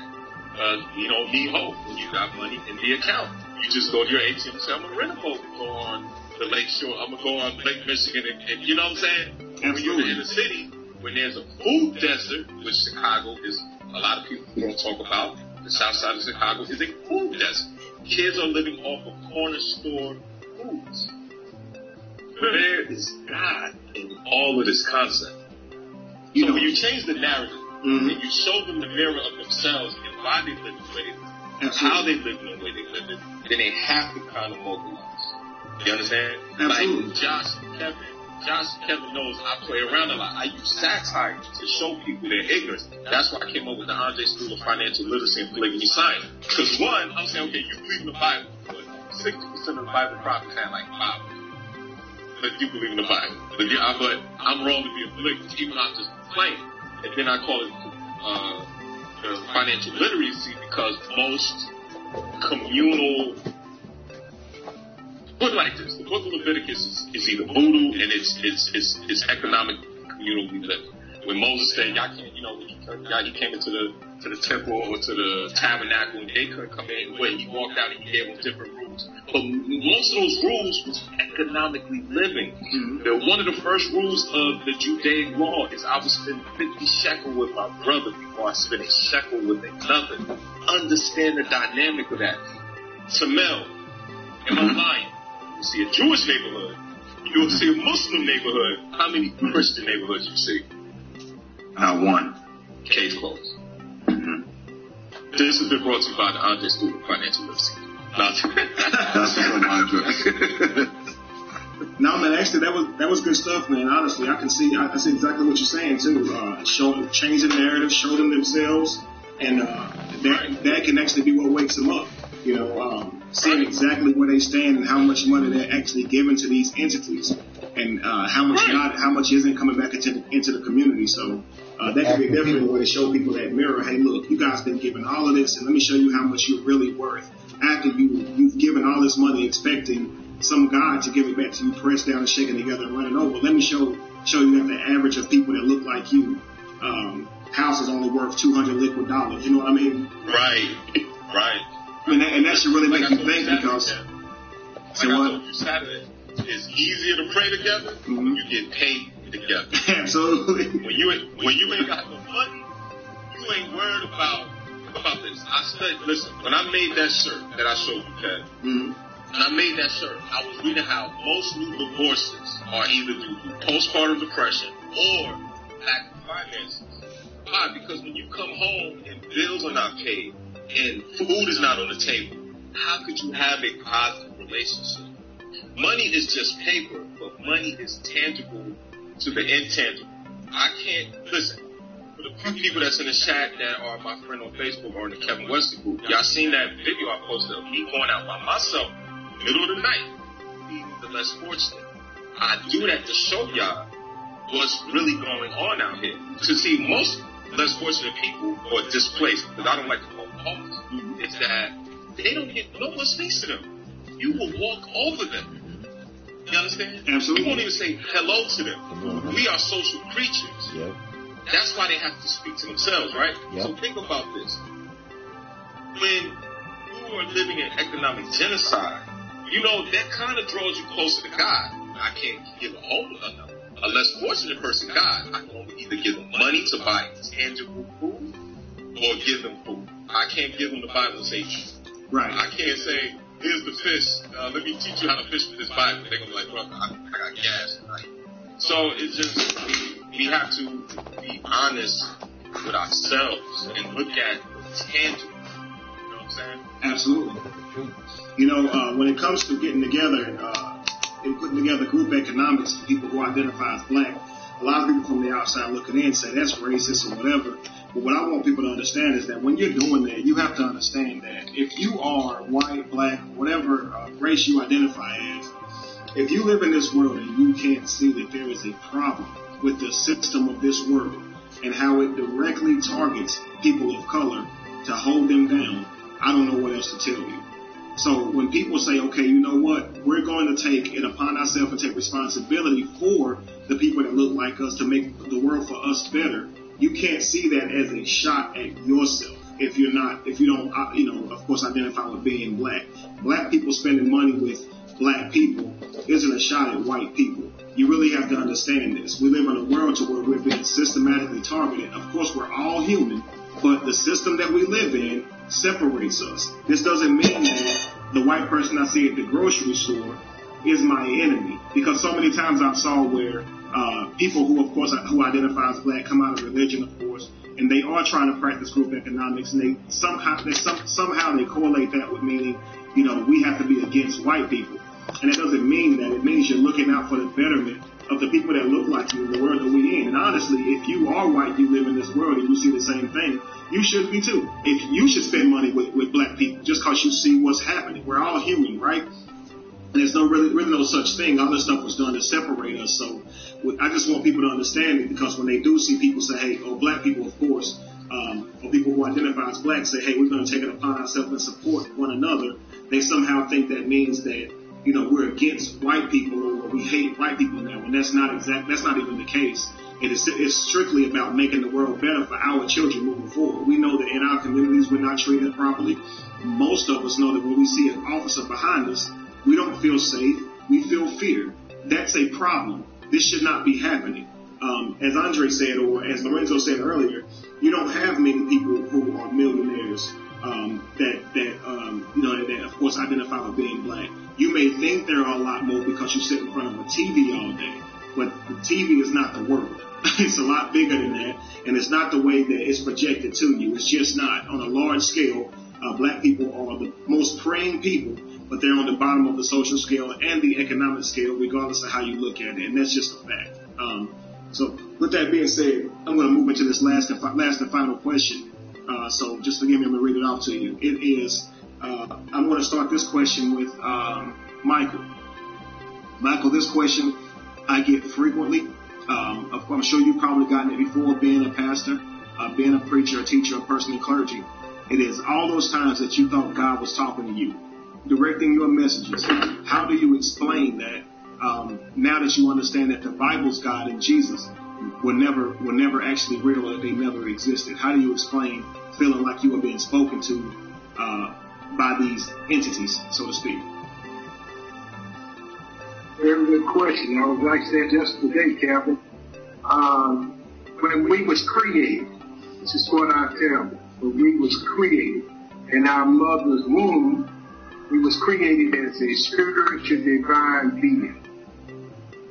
Not according to Scripture, of being in sin, should be in iniquity.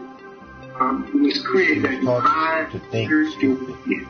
In other words, we were just as much like could we better yet say, as spiritual as we're going to ever be, just like in the understanding. So this is what I tell them. I tell them that religion teaches us and confines us to make us believe and make us think that we are sinful, that we came into this world as sinners in need of a Savior. But that is religion. And so I tell them, You have to come from up under the religion. You have to release yourself from religion. Walk into this. And I tell them the voices, I tell them what I have heard in times past, what I thought was God. It was really my divine human spirit. It was also my ancestors speaking to me, flowing through me. Even the scripture says that the life is in the blood. You go to your medical doctor, he'll tell you, or she will tell you, that your family lineage can be detected by your blood. All that there is to some call it DNA. To know. So the life is in the blood. And then there's another scripture that I'm reminded of, scripture where it talks about the blood of one brother crying out. So the life of our ancestors, this is what I learned through the study of ancient Kemet, that our ancestors, they commune with us, they speak with us, they talk with us. So those voices that I thought was the voice of God, or the Holy Spirit, it was really my human divine spirit, as well as the ancestors. Okay. All right, brother. Tell me the same question, brother.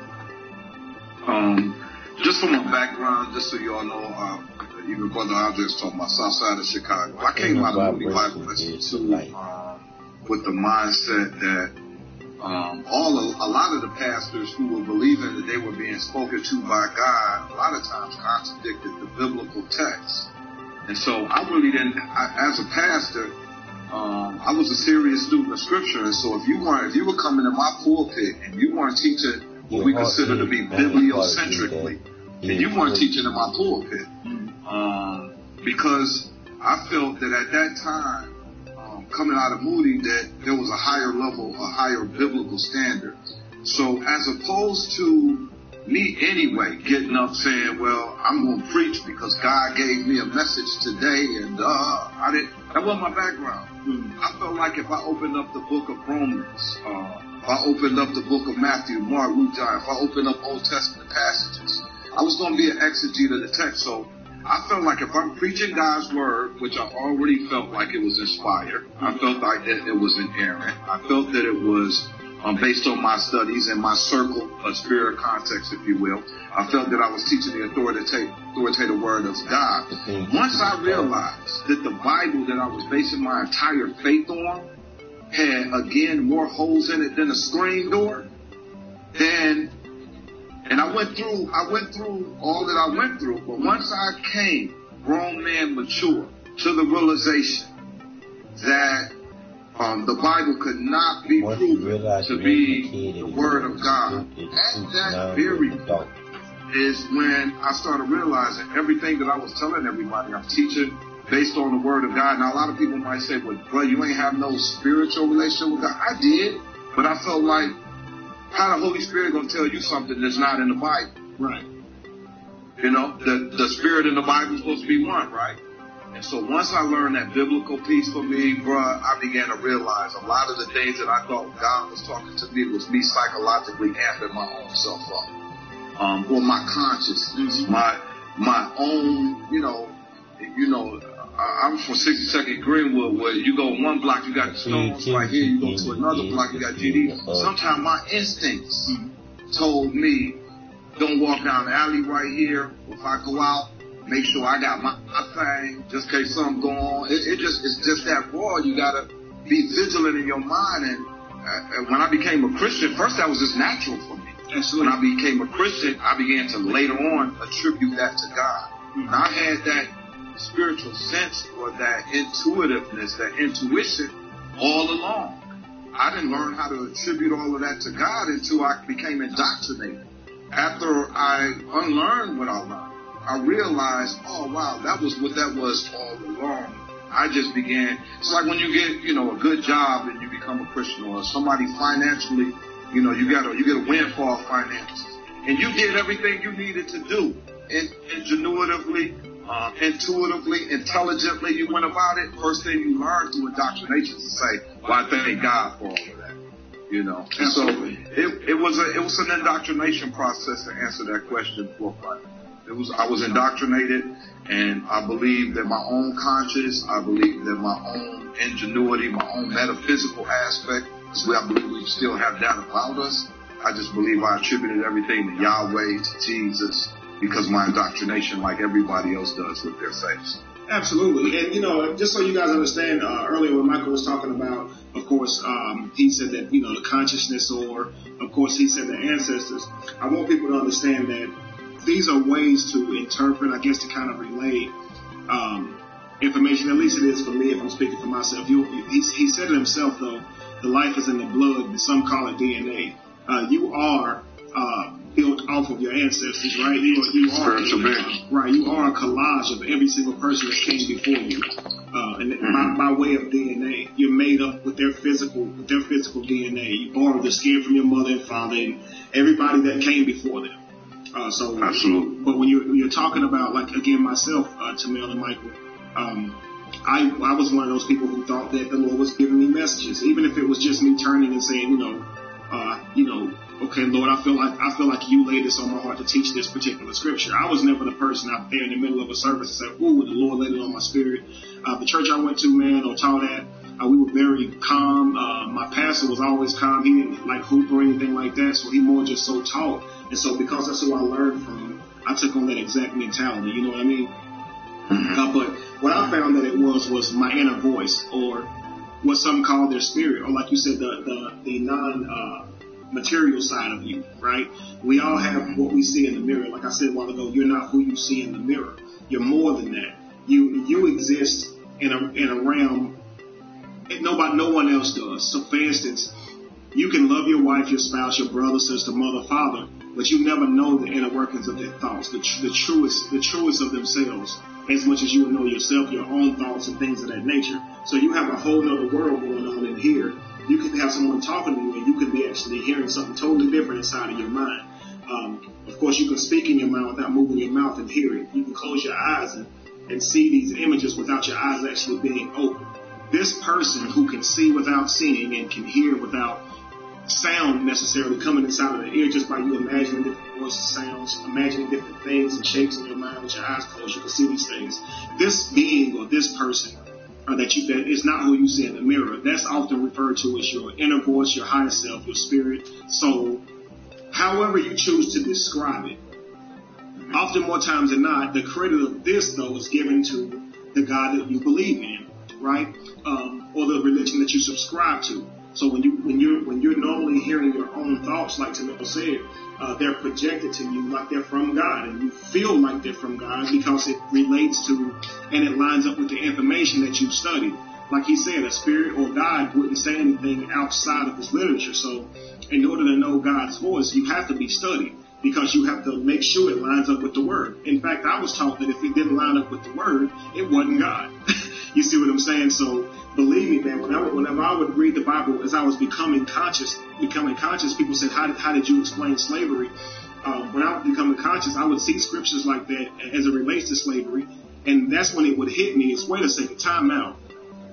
Why do I not say that slavery because it says servant? Why do I not see that as a slave simply because it doesn't use the word slave? Why do I believe God is perfect? Is it because he said he's perfect, or the literature leads on that he's perfect? Or do I actually read what this person is doing and really believe that he's perfect and that he's good all the time? Use your own mind, Kevin. And that's when it really started hitting me that I'm not reading some literature and hearing from an all-knowing God. I'm literally reading about a person, if he existed, is not all-knowing, is not all good. It does not generally care for people at all. All it would care about is its own plan and you believing in it. It's not a person who loves the world. It loves itself. Someone told me the other day, they love fish. Matter of fact, my brother, he was like, man, I love fish. He's talking about going vegan. And I said, man, you do not love fish. And he was like, what do you mean? I completely love fish. I said, bro, you love yourself. You're not going to tell me you love fish so much that you go fish it out the ocean, right? And then chop it up and then fry it up and eat it. That's not a love for fish. You love how fish tastes to you. No. That's not a love for fish. And so when you look at this Bible's God, it's the same way. He obviously loves himself, and that's when it hit me, man. Why the semantics? A God who has all the power in the universe, would have to give his son to die? Why? You have all the power in the universe. Why must your son die in order for you to forgive somebody? But you tell us to forgive 70 times, 7 times a day. We're supposed to forgive over and over, but in order for you to forgive, you demand a sacrifice. An all-knowing God would know that killing an animal does not make you sorry. They would just know that. It would seem like you should know that, correct? Right. You know, it would seem, you know, kill this animal and I'm going to take that as your repentance. But people go hunting and put the animals' heads on the wall.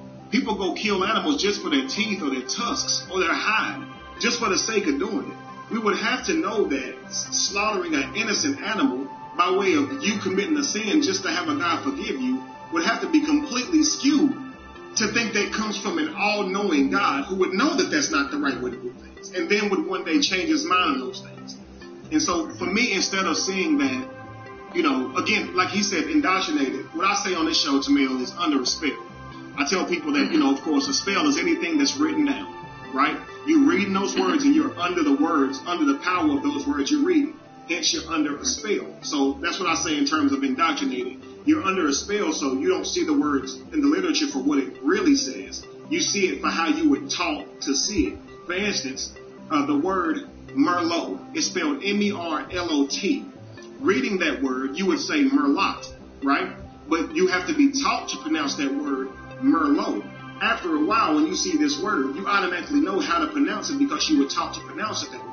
Now you're under its spell because now you're going outside of the realm of what is common sense to spell this word as Merlot. And you're ignoring that to pronounce it the way you were taught to pronounce it. This is how religion works. It's the same way. You know, I'm going to read this information, and even though I know it sounds cruel and hideous in nature, I'm going to remove all that from it because God did it. And I'm going to believe that somehow it's not that bad. You know, having a conversation with Moses as you're going to destroy every single one of the Israelites for worshiping a golden calf after you personally freed them, knowing it would happen, and knowing you killed all those lambs just to free them, now you're going to consider destroying them all for worshiping a golden calf and have Moses talk you out of it. And you knew all this would happen before you freed it from Egypt, yet it happened the exact same way. So to say I'm going to destroy all of the Israelites and then be talked out of it, knowing you were going to do that, proves it's one big game to this being. It would be impossible to have this literature the way we have it and this God be all-knowing. This would mean that he made Adam and Eve and the tree and the serpent just to create sin because he knew it would happen, which now if you know it's going to happen, it's premeditated, like it's 100% premeditated. Whether you don't want to take the blame or not, it's a fact. If you think about going and doing something and then you go do it, you are now held in more responsibility for doing that thing. It's not an accident, correct? And then that goes along with it. How can you say God is good all the time? I was going to say, I told. And then you turn around and the Bible says it's pure God. Family, I told everyone. It's all we bullshit. We grew up under a 26-character dictionary. And that's something very similar to what you're saying, where we learn how to spell. We learn the grammar. It's crazy when you look at occult literature, Israel regarding, you go through what they call the grammar, the programming, the television program, the school program, lunch program, the church program. We are by nature program, even the financial programs Brother Andre was talking about. I read a lot of my economic education comes a lot by Dr. Claude Anderson, Powernomics, and he's the one who came up with affirmative action, group economics, and what we need to do, which I'm appreciative of this platform because I know some brothers who watch me close with Claude might want to see our hunger on developing and even helping with his expertise strengthen a financial program because we do have people there. But he deals with it even on the financial program. Our people are programmed. And so when we're telling them what your last question was, that, God wasn't necessarily speaking to me, I was in a situation where I was giving you the best truth that I have. Our people are doing that on all of these different levels. Economically, we're giving the best that we have religiously. We're trying to turn that around, even with the elders talking about our ancestors. It's an insult to our ancestors just being Christians and Muslims. It's an insult to them because we no longer communicate with them anymore. And we don't communicate because our religion tells us that my mom and dad passed and they're on the right hand of the Father. That's a program. Now what that does do to me, different than the Chinese man, different than the Japanese man, what it does different than me, the Mexican man, it disconnects me from the very strength of power that I need to be able to identify with myself properly. And so it is with all of these grammars. Because I know some people watching it, well, they can understand it from the doctrinal standpoint. But what you're saying is so powerful and it's so multi-level that we're dealing with such a complex, sophisticated program that's been placed on us. Oh, yeah.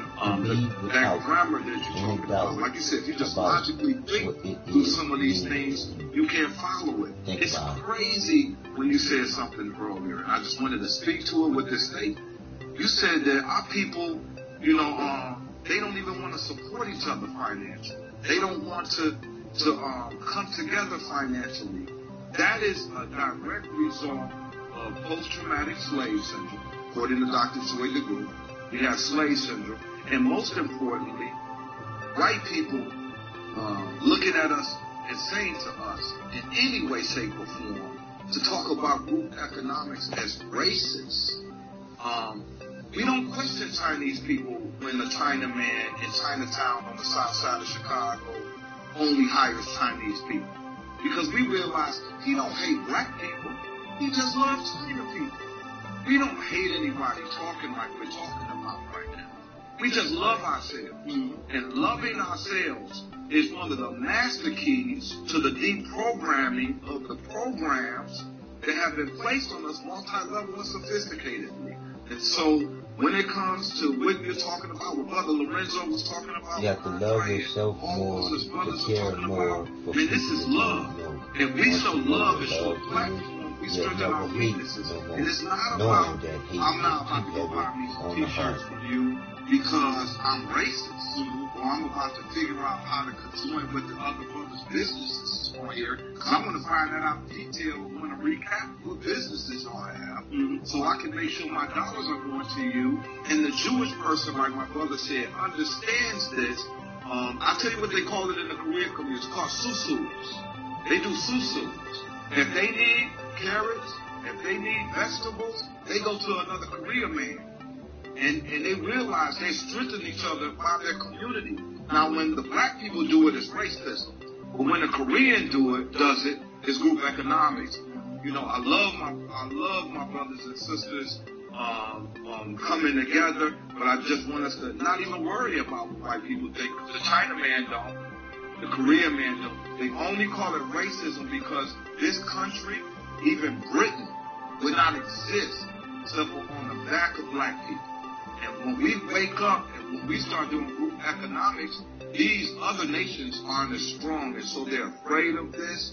But I just want to say to all of us, this is powerful. We're right on track, and this definitely stops the programming that we have. And this is the answer. Right now, what we're doing right now, just talking about it and figuring out this game plan, this is the answer to what we need to be doing. But just to answer that, making a commentary on what we just said, all of these issues we're dealing with a sophisticated, stellar, lunar, solar occults that we don't know what's behind the scenes, and they playing with us financially, they playing with us economically. And Dr. Claude Anderson said something, I'll shut up. He said, back when we were freed in 1865, we owned less than 1% of this nation's wealth. Today, in 2018, we still own less than 1/2 of 1% of this nation's results. So it's very powerful, Kevin, when you're saying that you talk to white people and they look at that as racism, and you say very practical thing that y'all can do then. Also, I'll give us a stimulus package. Infuse us with a donation so we can get this thing together. And that's them coming out of their level of programming. But specifically for us to come out of our programming, brother, this right here to me was very crucial you have multiple brothers. I know it was one brother I heard speak that what Brother Lorenzo was saying, what y'all was saying earlier, as far as where do we go from here? First thing we do is mentally unify. That stops the programming, it deprograms us. And then after that, man, the sky's the limit if we move together. And I like to also see brothers use this platform to pull brothers like Royce Watkins, who has a doctorate degree in finance, and Dr. Claude Anderson, that we put pressure on them because they probably wore out. They've been dealing with Negroes for a long time. So they probably a little wore out. And they need to see if we really have the mentality to funnel the funds that we need to turn around our situation. I'm going to shut up. I'll be rambling. Y'all know I was a pastor. Man, I want to say, before I bring Ricky on, I was going to say that someone had said earlier, said Kevin knows that when God, or the Bible's God, told people to sacrifice animals, that it was so they could see the consequence of their sin, not because he believed that people were truly sorry. So this is why I want to speak on this, because I say you have to really think for yourselves and not how an apologist or even a concordance told you to think. Even if you were to say that this is not for them to show that they're truly sorry, it's so they wouldn't even want to kill an animal. So them killing an animal would show them that it's a consequence of their sin. Dealing with man and how the Bible itself says that man's heart is above all things desperately wicked, this God would still have to know that you killing an animal would probably be pleasurable for you, and you wouldn't see it as a direct consequence of something that you did. Especially if your sin was murder. If you killed a person and now have to sacrifice an animal, that's probably not going to be that bad to you. Right? And what we're talking about is an all-knowing God. All means all, and that's all it ever means. So if God would use, again, I'm going to give you a scenario, but if God would use you killing an animal to teach you the consequence, but he knows everything, wouldn't it seem more likely that a God who understands and knows everything would show you the actual result of the ripples of your actions to show you that consequence exists, not killing an animal? Like if you go around doing this to people, this is what happens. This is the direct result. This is what happens to these people. The way we learn lessons now, right? We learn lessons now by trial and error. We see some of the ramifications of our decisions and we say, you know what? I don't ever want to do that again. I don't ever want to hurt somebody in that way again, because we learn, right? A God would know that and wouldn't say, okay, this is the only way, because if you're the smartest being in the entire world, now you're going to say this is the only way to get man to see his consequence. And I'm going to give you a scenario. Jesus becomes hungry after a long journey, and he finds a fig tree that was out of season. This fig tree, being out of season, was not bearing fruit. And Jesus decided to curse this fig tree. Later on says the reason that he did it was so you could know you could move mountains. Well, you didn't have to curse a fig tree to show people they could move mountains. You could have moved a mountain to show people they could move mountains. No. You could have made the tree produce figs on the spot to show people that they could move mountains. There you go. You did not have to curse and wither the tree because it didn't have food on it out of season. It's out of season. So technically the fig tree is doing exactly what it was programmed to do. Bear fruit in its season. And you curse the whole tree.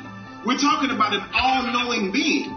So it amazes me how we try to make excuses for this stuff and say, well, God was trying to do this. And even once you break it all the way down, they'll say, well, your ways is not like God's. Listen, even if your ways are not like God's, you have been taught by default that this God is all-knowing, intelligent, wise, never make mistakes, and never regrets. This is what you're taught. When you read the Bible, you see none of that is true. He absolutely does regret. He does make mistakes, which is why he did regret at one point, right? And if he doesn't make mistakes, how can an all-perfect God create two people who are not perfect? It would be impossible. If you're perfect, you would yield nothing but perfection. It's almost like me putting water in a cup, okay, a round cylinder cup, freezing that water and pouring out a square. That's not going to happen. If it's made in the mold, then it's going to be shaped like the mold. It's no way around it. If Adam and Eve was not strong enough to turn down Satan's attempts, it's because God didn't make them strong enough to turn down Satan's attempts. It's that serious, that simple. So you can't say a person's still perfect after they create a bad product. At some point, the manufacturer has to be responsible for the product, not the product responsible for its own malfunction. You know, but again, it eludes thought because we're taught to not think, like to not use our own brains. Because our brains, of course, will take us astray, right? Lean not to your own understanding, because they know that if you lean towards your brain and your own ability to understand, you're going to walk away from religion. You have to say, you have to not use your brain to be in the stuff when you really read the stuff for what it is. Ricky, you on, brother? Is Ricky on? Yes, I'm good.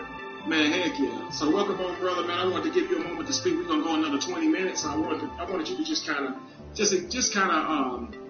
I guess, talk about what you've heard said thus far and what thoughts have came to your mind just during this process, brother. Okay, well, it's me begging for change. Man, I absolutely love everything that I'm hearing right now. With nature. Michael, Termel, Coach, man, you know I love, man, Coach, you like my dad. I love you, man, like for real. Look, check this out, man. I heard, I listened to your Facebook, your YouTube lecture. It was like 3 hours long. I was giving myself a haircut, taking a shower. I kind of got through the whole thing, but you talking about generational wealth. And then Andre came in and gave us a breakdown of the racial wealth gap. This is actually a report that was put together by Garrity and Antonio Moore. They just went through and just kind of spelled out exactly where black people are economically, because we believe that we got Beyonce and Jay-Z and a few celebrities over, that we all good, and we're not. Okay, so a lot of this money, just like Coach was saying, we need a place that we can go to for absolutely everything. Things that we can uniquely apply for our everyday life that's going to help us right now. Not when we die, but right now. Okay? Michael, I commend you. Dealing with 44 churches and having the courage to walk away from that. You smell with, the education that you have religiously. Being a man and being able to walk away from that. Say, true adversity is shown, your character is shown when you're faced with something that you have to do that big part. It's easy to be a man, it's easy to continue to go forth to do things when everything's easy. But when you're faced with a decision, you gotta stand on it, you gotta be a man, and you know what the flow of this is gonna be. I commend you on that. It takes a true man to do that. But the church needs to be like Coach said this, you got his children ready for getting a job, writing a resume. Like our people, they sit in church and say amen 1,000 times. They don't even know they said amen. They don't even know they confirm it. They just repeat and regurgitate things that absolutely make no sense. But can you write a resume? Can you write a cover letter to a job? Like, where's your networking? If you need us, like, who we should be sending to college? Who we should be saying, you know what, you need to go to college? Like, everything in a church or in an organization needs to be available to us. We need to have an attorney on retainer. If you're in a situation and you get arrested and you know you didn't do anything wrong, survive the encounter, go to jail, we got an attorney on retainer, we'll come get you out, we'll come bail you out. We need to have a police officer come into the church and look, what we need to do when we have you in church, the police, be an advocate. The church needs to have everything that we need. Forcefully, or what good is it? What good is you giving your money? You can't even access all this money you've been giving. You can't access nothing from it. Not nothing. You know what I mean? You may lose your food. They may pay your rent for a little bit. They may pay your light bill for a little bit. But what is that? Okay, so like you guys were saying, like I'm loving everything we're talking about, unification. But keeps us divided, like what Brother Andre said. We got churches on every corner. We don't even know each other. We don't communicate with each other. One got 20 members, one got 30 members. Shut it down. Let's go. If you really care, take your ego at the door. Close it down. Let's come together. Sell your building. Pool all of our resources together. Let's bring up the building. Okay, when you come in here, every Sunday, you're going to learn something. Like Coach said with that credit letter, we all going to fill it out. We all send it in. Get your stamp, get your envelope, we all send it in. We're going to do this together. Okay? The next week, we're going to learn about something different. We're going to learn about mortgages. Like, I'm an insurance agent. I'm going to teach you everything you need to know about insurance. I'm going to teach you what you need to do when you have an insurance claim. Go to a body shop, take your car to that body shop. Right? Like you said, the Asians and all these other communities, they have all of these things available. need insurance, they got an insurance agent. If they need a work done on their car, they go to one of their mechanics. We don't do that. That's why we're failing. And the young dudes on the block, they need a job. They need some guidance. We should be that guidance. They'll come out of the border and we can offer them something. But if we can't offer them anything, they're not going to stop anything. They're not going to stop doing everything that's like they keep doing these like, what good is this? I can't feed my family. I'm sorry. Go ahead, man. No. I'm actually in agreement with you, brother. I honestly think the best place to start in terms of economics and business owners is the things that we know we directly need. Like hair and skin products. Why are we not selling our own hair and skin products? Why are we not, clipping our own nails and things of that nature? Like these are things that we directly are going to spend money on just off of the simple fact of hygiene. Why are we not creating our own? These should be things that we, number one, should have on lock. If we shouldn't be buying our hair from someone else, especially with the people who identify as our race, socially and economically, on the absolute bottom. We should definitely get a grip on that and take responsibility to make that change ourselves. We've been praying too long for someone outside of us to do it, asking someone outside of us to enlarge our territory. And it's time that we take responsibility for it and say, okay, you know what? I don't know that I directly know how to enlarge our territory, but I believe someone does. And I'm willing to put myself under the tutelage of someone who does. And I'm willing to take advice in whatever way I can or contribute to creating that world that I've been praying for so long. We can be the answers to each other's prayers. And that's not by way of saying, I hear your inner voice and I'm going to come rescue you when you need something. But what we're talking about is creating a better future to change the stuff that you are praying about, right? So if you're praying about being treated fairly, maybe we can give you that. Maybe we can take responsibility to take control of our economics so we can be seen as respectable and these things don't happen to us. You see what I'm saying? But we have to take... Look, I understand that it wasn't your fault. Slavery wasn't our fault or none of this. But one thing in life you have to understand that even when something is not your fault, it becomes your responsibility though. Because if you don't take responsibility to fix whatever's in your personal life, it's going to stay that way. And then at the end of the day, it will be your fault if you leave things the way they are. If someone hurts you, you can say it's your fault for hurting me. Okay, fault doesn't equal responsibility. If I come to your home and I walk through your home and knock everything over and pour out all your food onto the floor and I'll leave, you can't come out and get me and force me back into your house. Sure, you can try, but at the end of the day, when I say no, I'm not going to do that, are you going to step over the trash every day that I left, or are you going to take responsibility and clean it up so your house can look the way you want it to look again? This is where we are. We have to understand that if we're going to see the world that we want to see, it's probably not going to come via reparations. It's probably not going to come with them giving us something back that they took from us. It's probably more than likely going to come from us taking the responsibility to create a better future for ourselves, because we have people or children who are directly going to live in this world. So it's very much needed to do that. And I ask that because, there are a lot of people who are simply just worried about themselves. They don't really care about a community thing. They don't care about black people, white people, none of that stuff. All they care about is as long as their life is fine, then they're fine. And I wish we could take a broader view to this on the world. Me and my brother was having a conversation one time, and he was talking about, him wanting to own a mansion.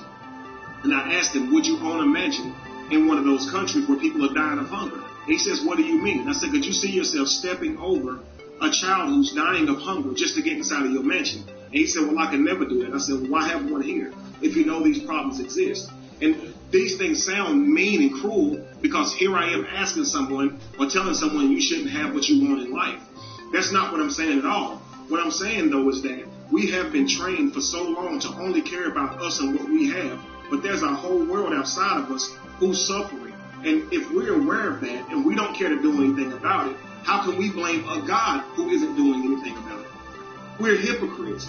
So we should take the step to say if we all join together, we all wouldn't have to go broke doing it, right? We talk about it all the time, and I have so many thousands of followers that subscribe to my information and content. If every one of them gave $1, I could get out here and do something amazing in this world by tomorrow. $1, and you can't get people to do that. You see what I'm saying? And it's amazing because it's like maybe it's a trust issue, Or maybe it's so many people saying, I don't want to give you my money because I don't want to see you directly come up. But I'm like, you know, if we forget about those things, the same way you used to forget about that kind of stuff with you know, the church and say it's just for God. See it as, don't see the messenger. See the plan that they're putting in place. If they burn you individually for $1. You don't have to ever give anything to them. You can simply let me say this real quick, Kev. Yeah. To answer that question, like you say, the reason why I want to show y'all something. Like Brother Ricky said, right? Like when I was quoting a lot of the numbers of Garrity and my man Antonio Moore, right? Mm-hmm. The problem is this. It's two sides. It's actually this. But what I wanted to say is like the reason why I didn't even quote Antonio, right? Antonio is my man. But like there's been times where Antonio will make it's like this. It's like you always say, it's this ego thing, right? Which is crazy to me. Because one day Antonio was talking about what's my man name? It's Ball. LeVar Ball. Like when he released them sneakers, right? And he was showing a breakdown of the Nike chart of how they Nike charges their shoe and why LeVar Ball is crazy for charges, you know, that type of price point, which he is. But that's what that man wants to charge is something you buy, right? The point I'm trying to make is that so I hit Antonio. I say, Antonio, you know, I used to date one of the chicks whose father is one of the founding fathers of Nike. That's what you're showing is not correct. And he kind of like arrogant, like, okay. And I'm like, bro, I'm trying to help you. The problem is this, like when let's say everybody buys Born Winners, right? Mm-hmm. And Kev is now super successful, right? What happens if Kev becomes a fan of his own self, right? Then Kev is driving this, and Kev is living like that. They're gonna be like, well, he ain't the same Kev that did the show. And people are so concerned about that, and it's our fault. Why? Because we look at Kanye. Kanye's backpacks and talk about high school dropouts. Then Kanye said, don't you see the jets flying over your head? You understand where I'm coming from? Like, so we built you for you to tell us I have more than you. Mm-hmm. You understand where I'm coming from? Absolutely. And that's where, a lot of times, it'd be a big problem with us supporting each other, because when we get there, right, then it's like, get y'all. Absolutely. Am I lying? You understand what I'm saying? Now you tell me 100% true, brother. Right. It's like when we're getting to that point, that's why I had to stop watching sports. The reason why I had to stop watching sports is because, like, Lorenzo knows, like, anyone in business, like Ricky being insurance. Like, listen, y'all, do you know how simple it is if you worth $30-40 million to open up a McDonald's, right? Now, listen, we understand that McDonald's is not the healthiest food, but have y'all ever seen an empty McDonald's? No. Right. Now, listen to this. Can you hire more people if you own a McDonald's franchise? Yes. How come I got to go to New York City to a McDonald's full of Spanish people or a McDonald's full of Indian people? Ain't no black people don't know how to flip a burger. You understand that? So, think about this. Why these athletes are not creating businesses in their own cities? You understand? Instead of think about this. How sick-minded are we to go to a strip club and make it rain before we go to our city and feed some people or actually create profitable businesses? You understand where I'm coming from? That's why, listen, I'm not going to drop, I used to be around the Rockefeller tubes heavy, right, when I was a kid, a little younger. So I know how much money Jay and Dame had. That's why I don't really mess with, I love Jay. But when he says something, I can't really listen to him. Because when Dame was saying what we all talk about now, we call Dame crazy. And he said, own your own stuff. Do this, do that, right? And look what happened there. You got expelled out of music and entertainment. Now we look at him, now everybody now taking it 444 and said everything came the same in 2006. You understand where I'm coming from? Mm-hmm. So we build these dudes up and become these multi-millionaires, and then they forget what was the purpose from the beginning. And that's what people see. But then we celebrate them. We celebrate that. Like, think about that. We celebrate Cardi B like she actually has done something tangible. You know what I'm saying? And that's why they scared to give us some money, because as soon as we get it, we got it. You ain't got it. Well, it's crazy because on both sides it's programming. You see what I'm saying? Like the people who display those type of "it's all about me" attitudes are programmed and responding that way. I mean, again, a lot of the athletes are ignorant to community issues. A lot of them come from poor areas, but again, it's their first time getting a little bit of money. And a lot of them wouldn't even know the first step about how to even help out. And again, most of the people who influences them or that they hang around do things like going to the strip club. I mean, when you watch stuff like that being glorified while you growing up, rappers that talk about doing it, they're doing it, 70% of the time in their videos. You hear about it in the songs. It becomes something that you want to do, make it rain. I've watched an NFL player throw out enough money. Like Cam Newton, I just say tell you who it was. I watched Cam Newton now. My brother is doing like he gets booked to do different appearances. And so my brother tells me he's being booked to do an appearance or whatever. It was actually my first time ever being to a strip club. It was last year. And so we go inside of it. No, it was the year that Cam Newton and went to the Super Bowl. They had just won the game, the NFC Championship game. And Cam Newton threw out enough money, I swear, to buy two houses. He threw out about $200,000 that night. And you could see the guys sitting around like, dang, like proud. Like, I wish I could do that. You know what I mean? And it's one of those things where it's like somebody with that ability to just give away that much. Now, with all due respect, from what I hear, Cam does a whole lot of helping people. But again, this is one of those things where that particular act has become an endeavor that a lot of people want to do. They want to be able to make it rain and throw out a whole bunch of money in a club as opposed to helping the community. And it's only because these things have been glorified for so long, people just don't have that mentality. I actually want to be the person who helps people. I've never wanted to be a person to make it rain in the club. That just doesn't even make sense to me. I don't even like strip clubs. I didn't enjoy myself that day. In fact, I ended up sitting outside of the club. I met a guy there who does jazz music, and we sit outside the club in the car listening to music and making like samples of music and stuff we was gonna send to each other. That's kind of how my night went. But that's just something that I saw while I was in there, man. It was unreal. You know what, Ken? Yes, sir. This is why, like, about a week or so ago, I did a video where I was saying that this is why entertainers and musicians, athletes, they cannot and they should never be our leaders, ever. Absolutely. One of the swerves that was put on people, and I talked about this in that video, is the fact that put on the African American community that after they saw what Malcolm and Martin, Stokey, and all these people were able to do during the 60s by galvanizing people with a mission, with a purpose, and the entertainers, see, first those people stepped up, and then the entertainers came in to back them up. You know, the Belafontes and all those people came in to back up Martin and Malcolm and all them. But the swerve happens that after they killed them, and after everybody kind of settled down, they made the entertainers our leaders. They made their voice the voice that people grew up listening to during the 70s and the 80s and that sort of thing. So we got paid to the left, and that's why we have the problem that Andre is talking about, where our youth is looking at these athletes thinking that that's the way to go. And that's how they do it. And what Ricky is talking about, last night I did 2 hours of wealth management and 1 hour of question and answer. And I thought all this stuff that's behind me is what I was talking about. The fact of it, the way it works, and this is the way the temple of learning is that I taught this to my children as they grew up, so that it's something that became a part of them. So that no matter what mistakes I've made, because I didn't get any financial lessons when I was other than just try to work and try to make ends meet. But I made sure they didn't get that understanding. They got an understanding of how to invest, and how to build, and how to save, and how to live off 70% of what you make, and then reinvest until your investments are bringing in a river of gold, or a river of money, put it that way.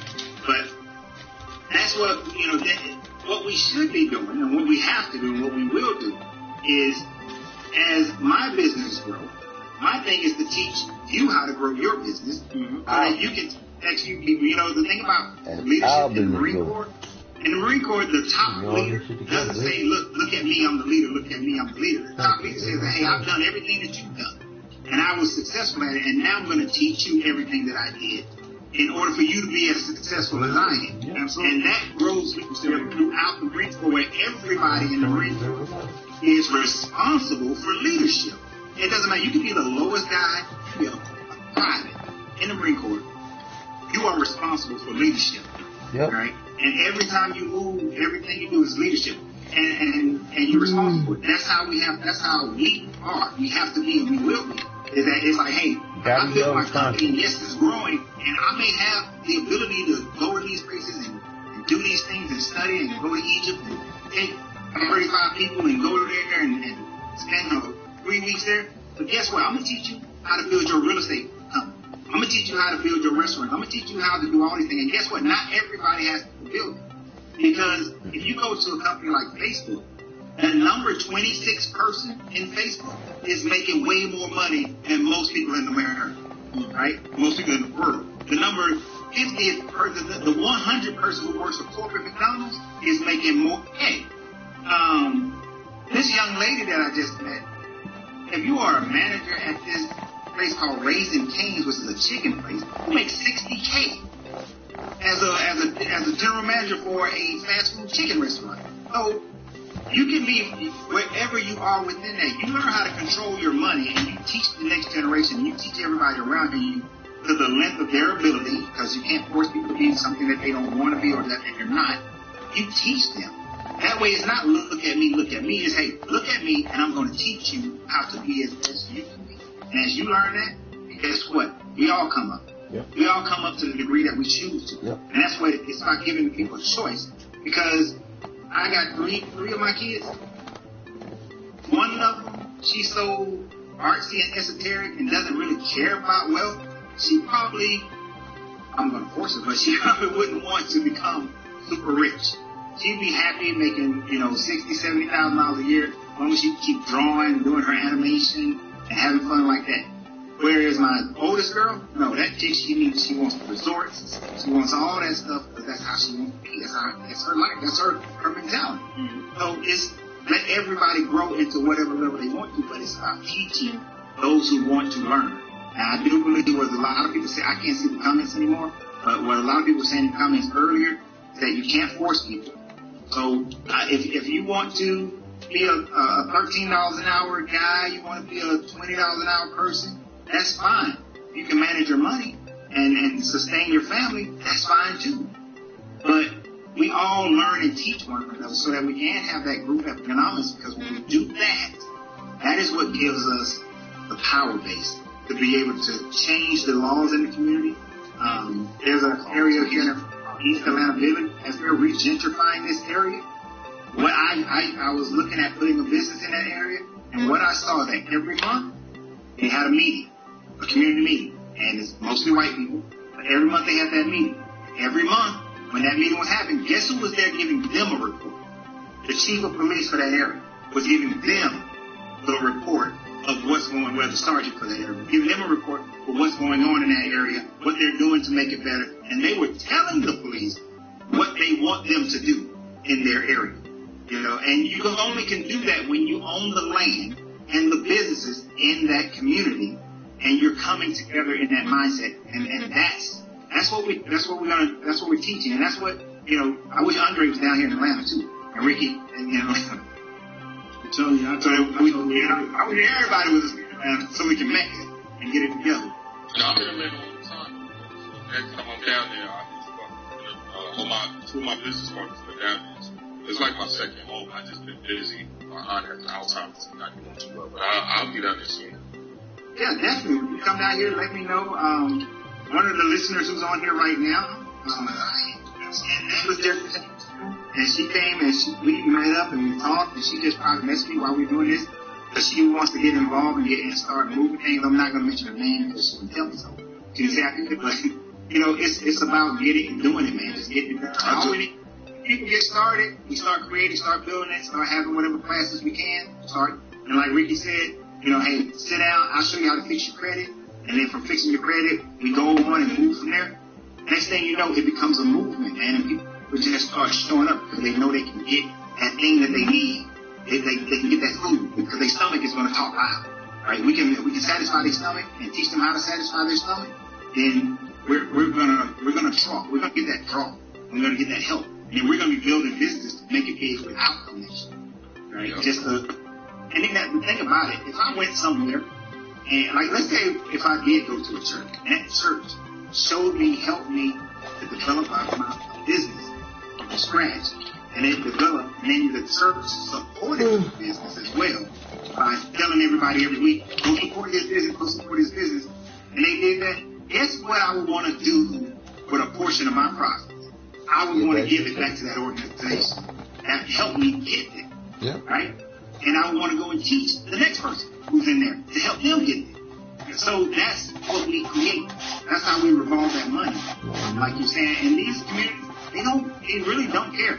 Because I'm doing a video either tonight or tomorrow here in Atlanta, and haven't seen anybody talk about it yet. There's a Korean restaurant called Dodu's. It's a seafood joint. The girl accidentally gave away too much change. The Korean owner slaps this little black girl. Right? And although they're recording it, people just standing there. Because they're used to just slapping them. They just do what they want. That's how they treat them. Right? So we can't allow that. We got to build our own. And support our own and stop going to these people who don't care about it. Absolutely. I'm going to stop. No, absolutely. Absolutely, guys.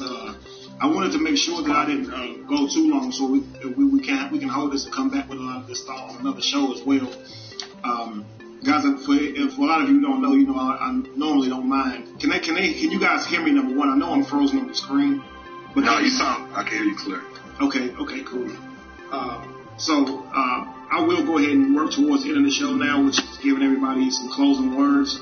But then we'll definitely, guys, would you be interested, Tamel, Michael, Lorenzo, Ricky, and of course Andre, in coming back and doing this again? Absolutely. Sure. All right, cool. I'll get with you guys after the show, and we'll, within this week, and we'll decide on another day. It'll be, I got a show already planned for next week, so maybe we can come back and have us on here again the following week. Okay. But one of the things that, before we end this, one of the things that Ricky was saying is that it's about the person. I always use this saying, it's the same water that hardens the egg softens the potato. It's about what you're made of, right? It's not necessarily the actual environment you're in, but it's what you are personally made of. And I believe we're surrounded by people now who's made of the right stuff. So it's time to get out here and get to work. And again, actions speak louder than words. Somebody said, why y'all always on here talking? Because talking produces thought, and thought produces action. You got to understand that. If your mentality is not there, you'll never do what you're supposed to be doing. Nope. So with that being said, of course, you guys know my slogan. No candle loses its light its flame by lighting another. Be the evolution and be the change that you want to see. And of course, I'm going to allow Tamel first. Just tell everybody where to find him and go from there. Okay, I'm Tamel Karango, TEMELKARANGO is my website. It's my handle for Facebook. It's my handle for Instagram. And so if you want to reach that, that's Tamel Karango. That's who I am. We have Self-Centered Society, which means, and what that organization was designed to do is to give you the gift of you back to yourself and to provide information, guidance, and transformation, which seems like it is the consensus with everybody here. I'm very interested in learning a lot more from Coach Lorenzo. I'm grateful for your brothership, Brother Kev, my elder here, Elder Michael Fields. We were, I told you, we have this former council. Bro, Andre, you from New York. I used to help run Bloodline Records with DMX. So I probably used to be in your neck of the woods a lot of the time. Oh, yeah, that's why you do look familiar, too. You look familiar, too, bro. You look familiar. I used to be with PK and all of the brothers, man. Maurice, man, Christy Dash, all of them. So, quick question. Yes, sir. Do you remember Yes, sir. Mahogany? He used to produce, when he was signed to Rough Riders, he used to produce a lot of, him and Swiss, his name was Mahogany, his name was Ensemble. New Mahogany up in Toronto when they were filming X-Men. Yes, sir. Yes, sir. Yeah. Okay. Yeah. X, all of them. PK know me, Swiss, all of them. That's when Young Bird and Dragon. Yeah, when they got him out of Chicago. Yep. Absolutely, that's right. So, absolutely, bro. So I'm just saying, I'm grateful for all those people talking about, y'all getting on there talking. Don't believe it's just watch us. I'm excited. Tamel, if you don't mind, man, what was the name of your book again, and how do we find it? Okay, yes, sir, Kev. So the name of the book is right here. It's called The Fog Is Gone.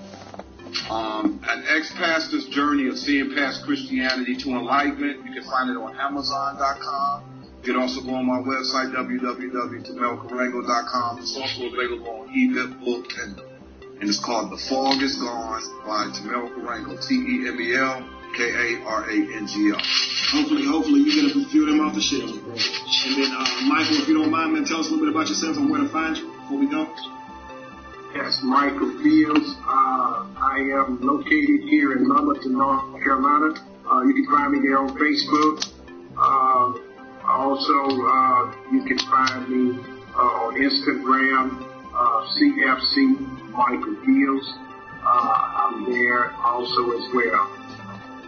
To each and every one, I enjoyed tonight, and we are so much better together. I agree, brother. Lorenzo. All right. Well, as you guys know, Coach Renzo. You can find me on Facebook at Coach Ren, or you can find me on Facebook at Lorenzo Reed. That's LaRenzoReid. But especially on my YouTube channel by my name, Lorenzo Reed. Go ahead and like me there. I do want to shout out to everybody. Hey, if you're in Atlanta, you're going to be here for the 16th of June. Go ahead and get your tickets if you haven't gotten them.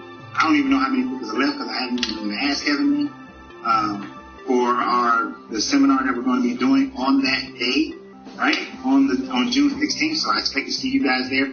And definitely we're going to build this Temple of Learning. We're going to connect with Jamar's organization, the Lighthouse, and now we've got some other brothers whose organizations we're going to connect with as well to create this network and really bring our people out of this stupor that we're in. And white people and everybody else in America will realize that our issue is their issue as well.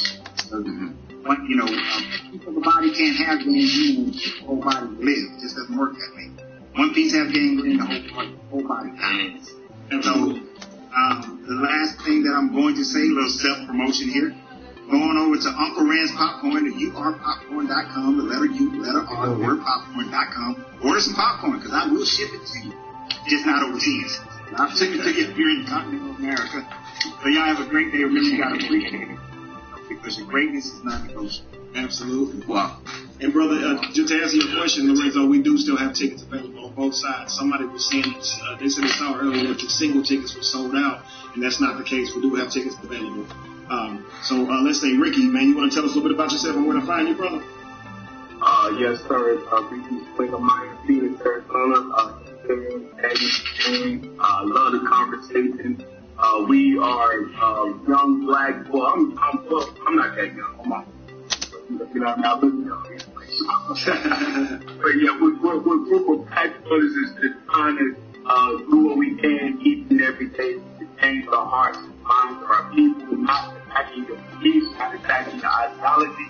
We are just at the bottom. A lot of us don't realize the condition that we're in. Like, the wealth that you take is probably going to be seen by your friends.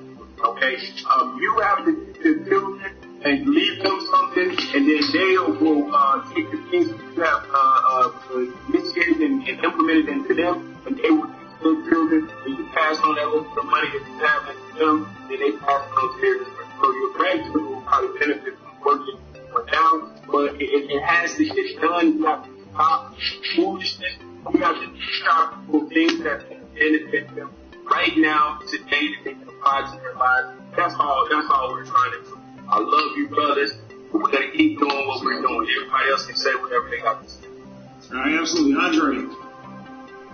I just want to say I am humbled and appreciative of being on your show, and Brother Tamel, Brother Ricky, Elder Michael, you yourself, Kevin, Josh, and everyone in the chat watching, man. I'm humbled, because I've been in this school of thought now since 2013, and like Kevin or anyone else to tell you, like, you become lonely at first, right? Because you feel like an absolute, mystery. Like, you just feel like you're obscure from the rest of the world, because everybody leans, and I mean, they lean on the God complex. And like I told you, Kev, on Saturday, until we get rid of the God concept and the God complex and find yourself first, because think about it, if you and Kev, you can say about it on your page, or most of these people are just banging on Christianity. It's all of them. It's not just one of them. It's all of them. Oh yeah. And people don't understand that all of them come from the Roman Catholic Church. So you have to, it's not just one. That's the only difference between, like I said to Brother Tamel, our former doctrine and theirs is that they build community and they build wealth through their doctrine, when Christianity doesn't. And so I just want to say thank y'all. And like I say, support Kevin, Vita Evolution, Born Winners, and support Tamel's book, and hit Ricky up about learning about insurance. I always watch Coach and his stories, which is hilarious. He gives you the, the stories, and I'm just humbled by y'all. Born Winners that don't have to I thirst for knowledge. Already won when you get finished the day that I thirst for knowledge every day. Like when Brother Tamel was talking about the exegesis stuff, and he was getting into that Greek stuff, I was I'm all obsessed. Oh yeah, definitely. And you can really tell too. Okay. I said you can actually tell that you have a thirst for knowledge. You read up, and every time you call into the show, you always say some things that make us all think. I think we all learn from you at some point. Everybody who watches the show. If y'all don't know, I actually reached out to Andre personally this time. Normally he'll call into the show, but I actually reached out to him personally and say, hey, man, I really want you to listen to this show and just call in with some thoughts. So you didn't even feel it, brother. And I appreciate that too, man. Yeah, man, honestly, man, I'm like I said, I'm gonna knock out that Born Winners for you and help you out with that. Okay. Tamel, quick question. Yes, sir. I wanted to ask you when you first said it. When you went to the whole Greek thing, right? Okay. Did they really, let me ask you a question, because it seemed like they gave you a one-sided doctrine. Did they hit you, let's say the word agape, because the word agape is named on all these churches, but did they really break it down that it really means pedophilia? It did. Did they ever, which is, it's crazy, right? You built or gymnasium, or right. Right. Yeah, they you understand? They don't. Yes, sir. I just want to make sure me and you was in the same train of thought. Okay. Absolutely. But I appreciate that, man. Okay, absolutely. Absolutely. All right. And again, thank you to all of you guys for coming out. Obviously, you could have been wherever and not even came to this page. Looks like we had about 400 or 500 on just on YouTube alone. Of course, this is on Switcher and iTunes.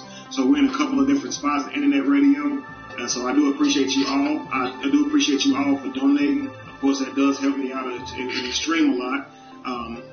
Extreme amount, I should say. And with that being said, guys, I'm going to let you guys go until next time. So make sure you guys tune in next week. And with that being said, be the evolution, be the change that you want to see, and no candle loses its flame by lighting another. All right, peace, family. Love you all. I just want to personally thank you guys. Thank you very much, Tamel. Thank you very much, Michael. Thank you, Kevin. Of course, thank you every week, man. Of course, Ricky Swing. I called you short notice. Here you are again. And of course, Andre, thank you very much. And Josh know he the man. So Josh is donating all his time and help as much as he can. So just thank all of you guys. Thanks, Josh. Yo, Josh, kick that number out, man. All right. So peace, family. All right. Peace. Yeah, good people. That was some good shit that we went through just now. Yo, Josh, send me the contact number.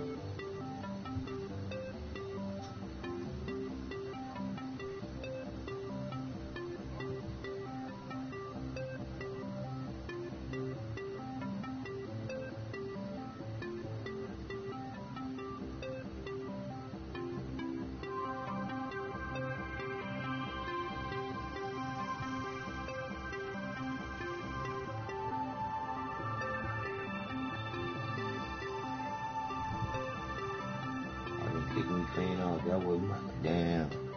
I just noticed that. I wasn't even on there.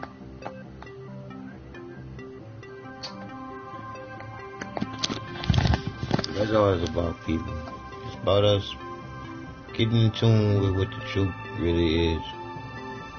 And I'm gonna keep on keeping on. And I'll tell you one thing. Sooner or later, I'm gonna give me a lawyer for this bullshit that happened to me within Walmart, and what happened to me with the sheriff here in Houston, Texas.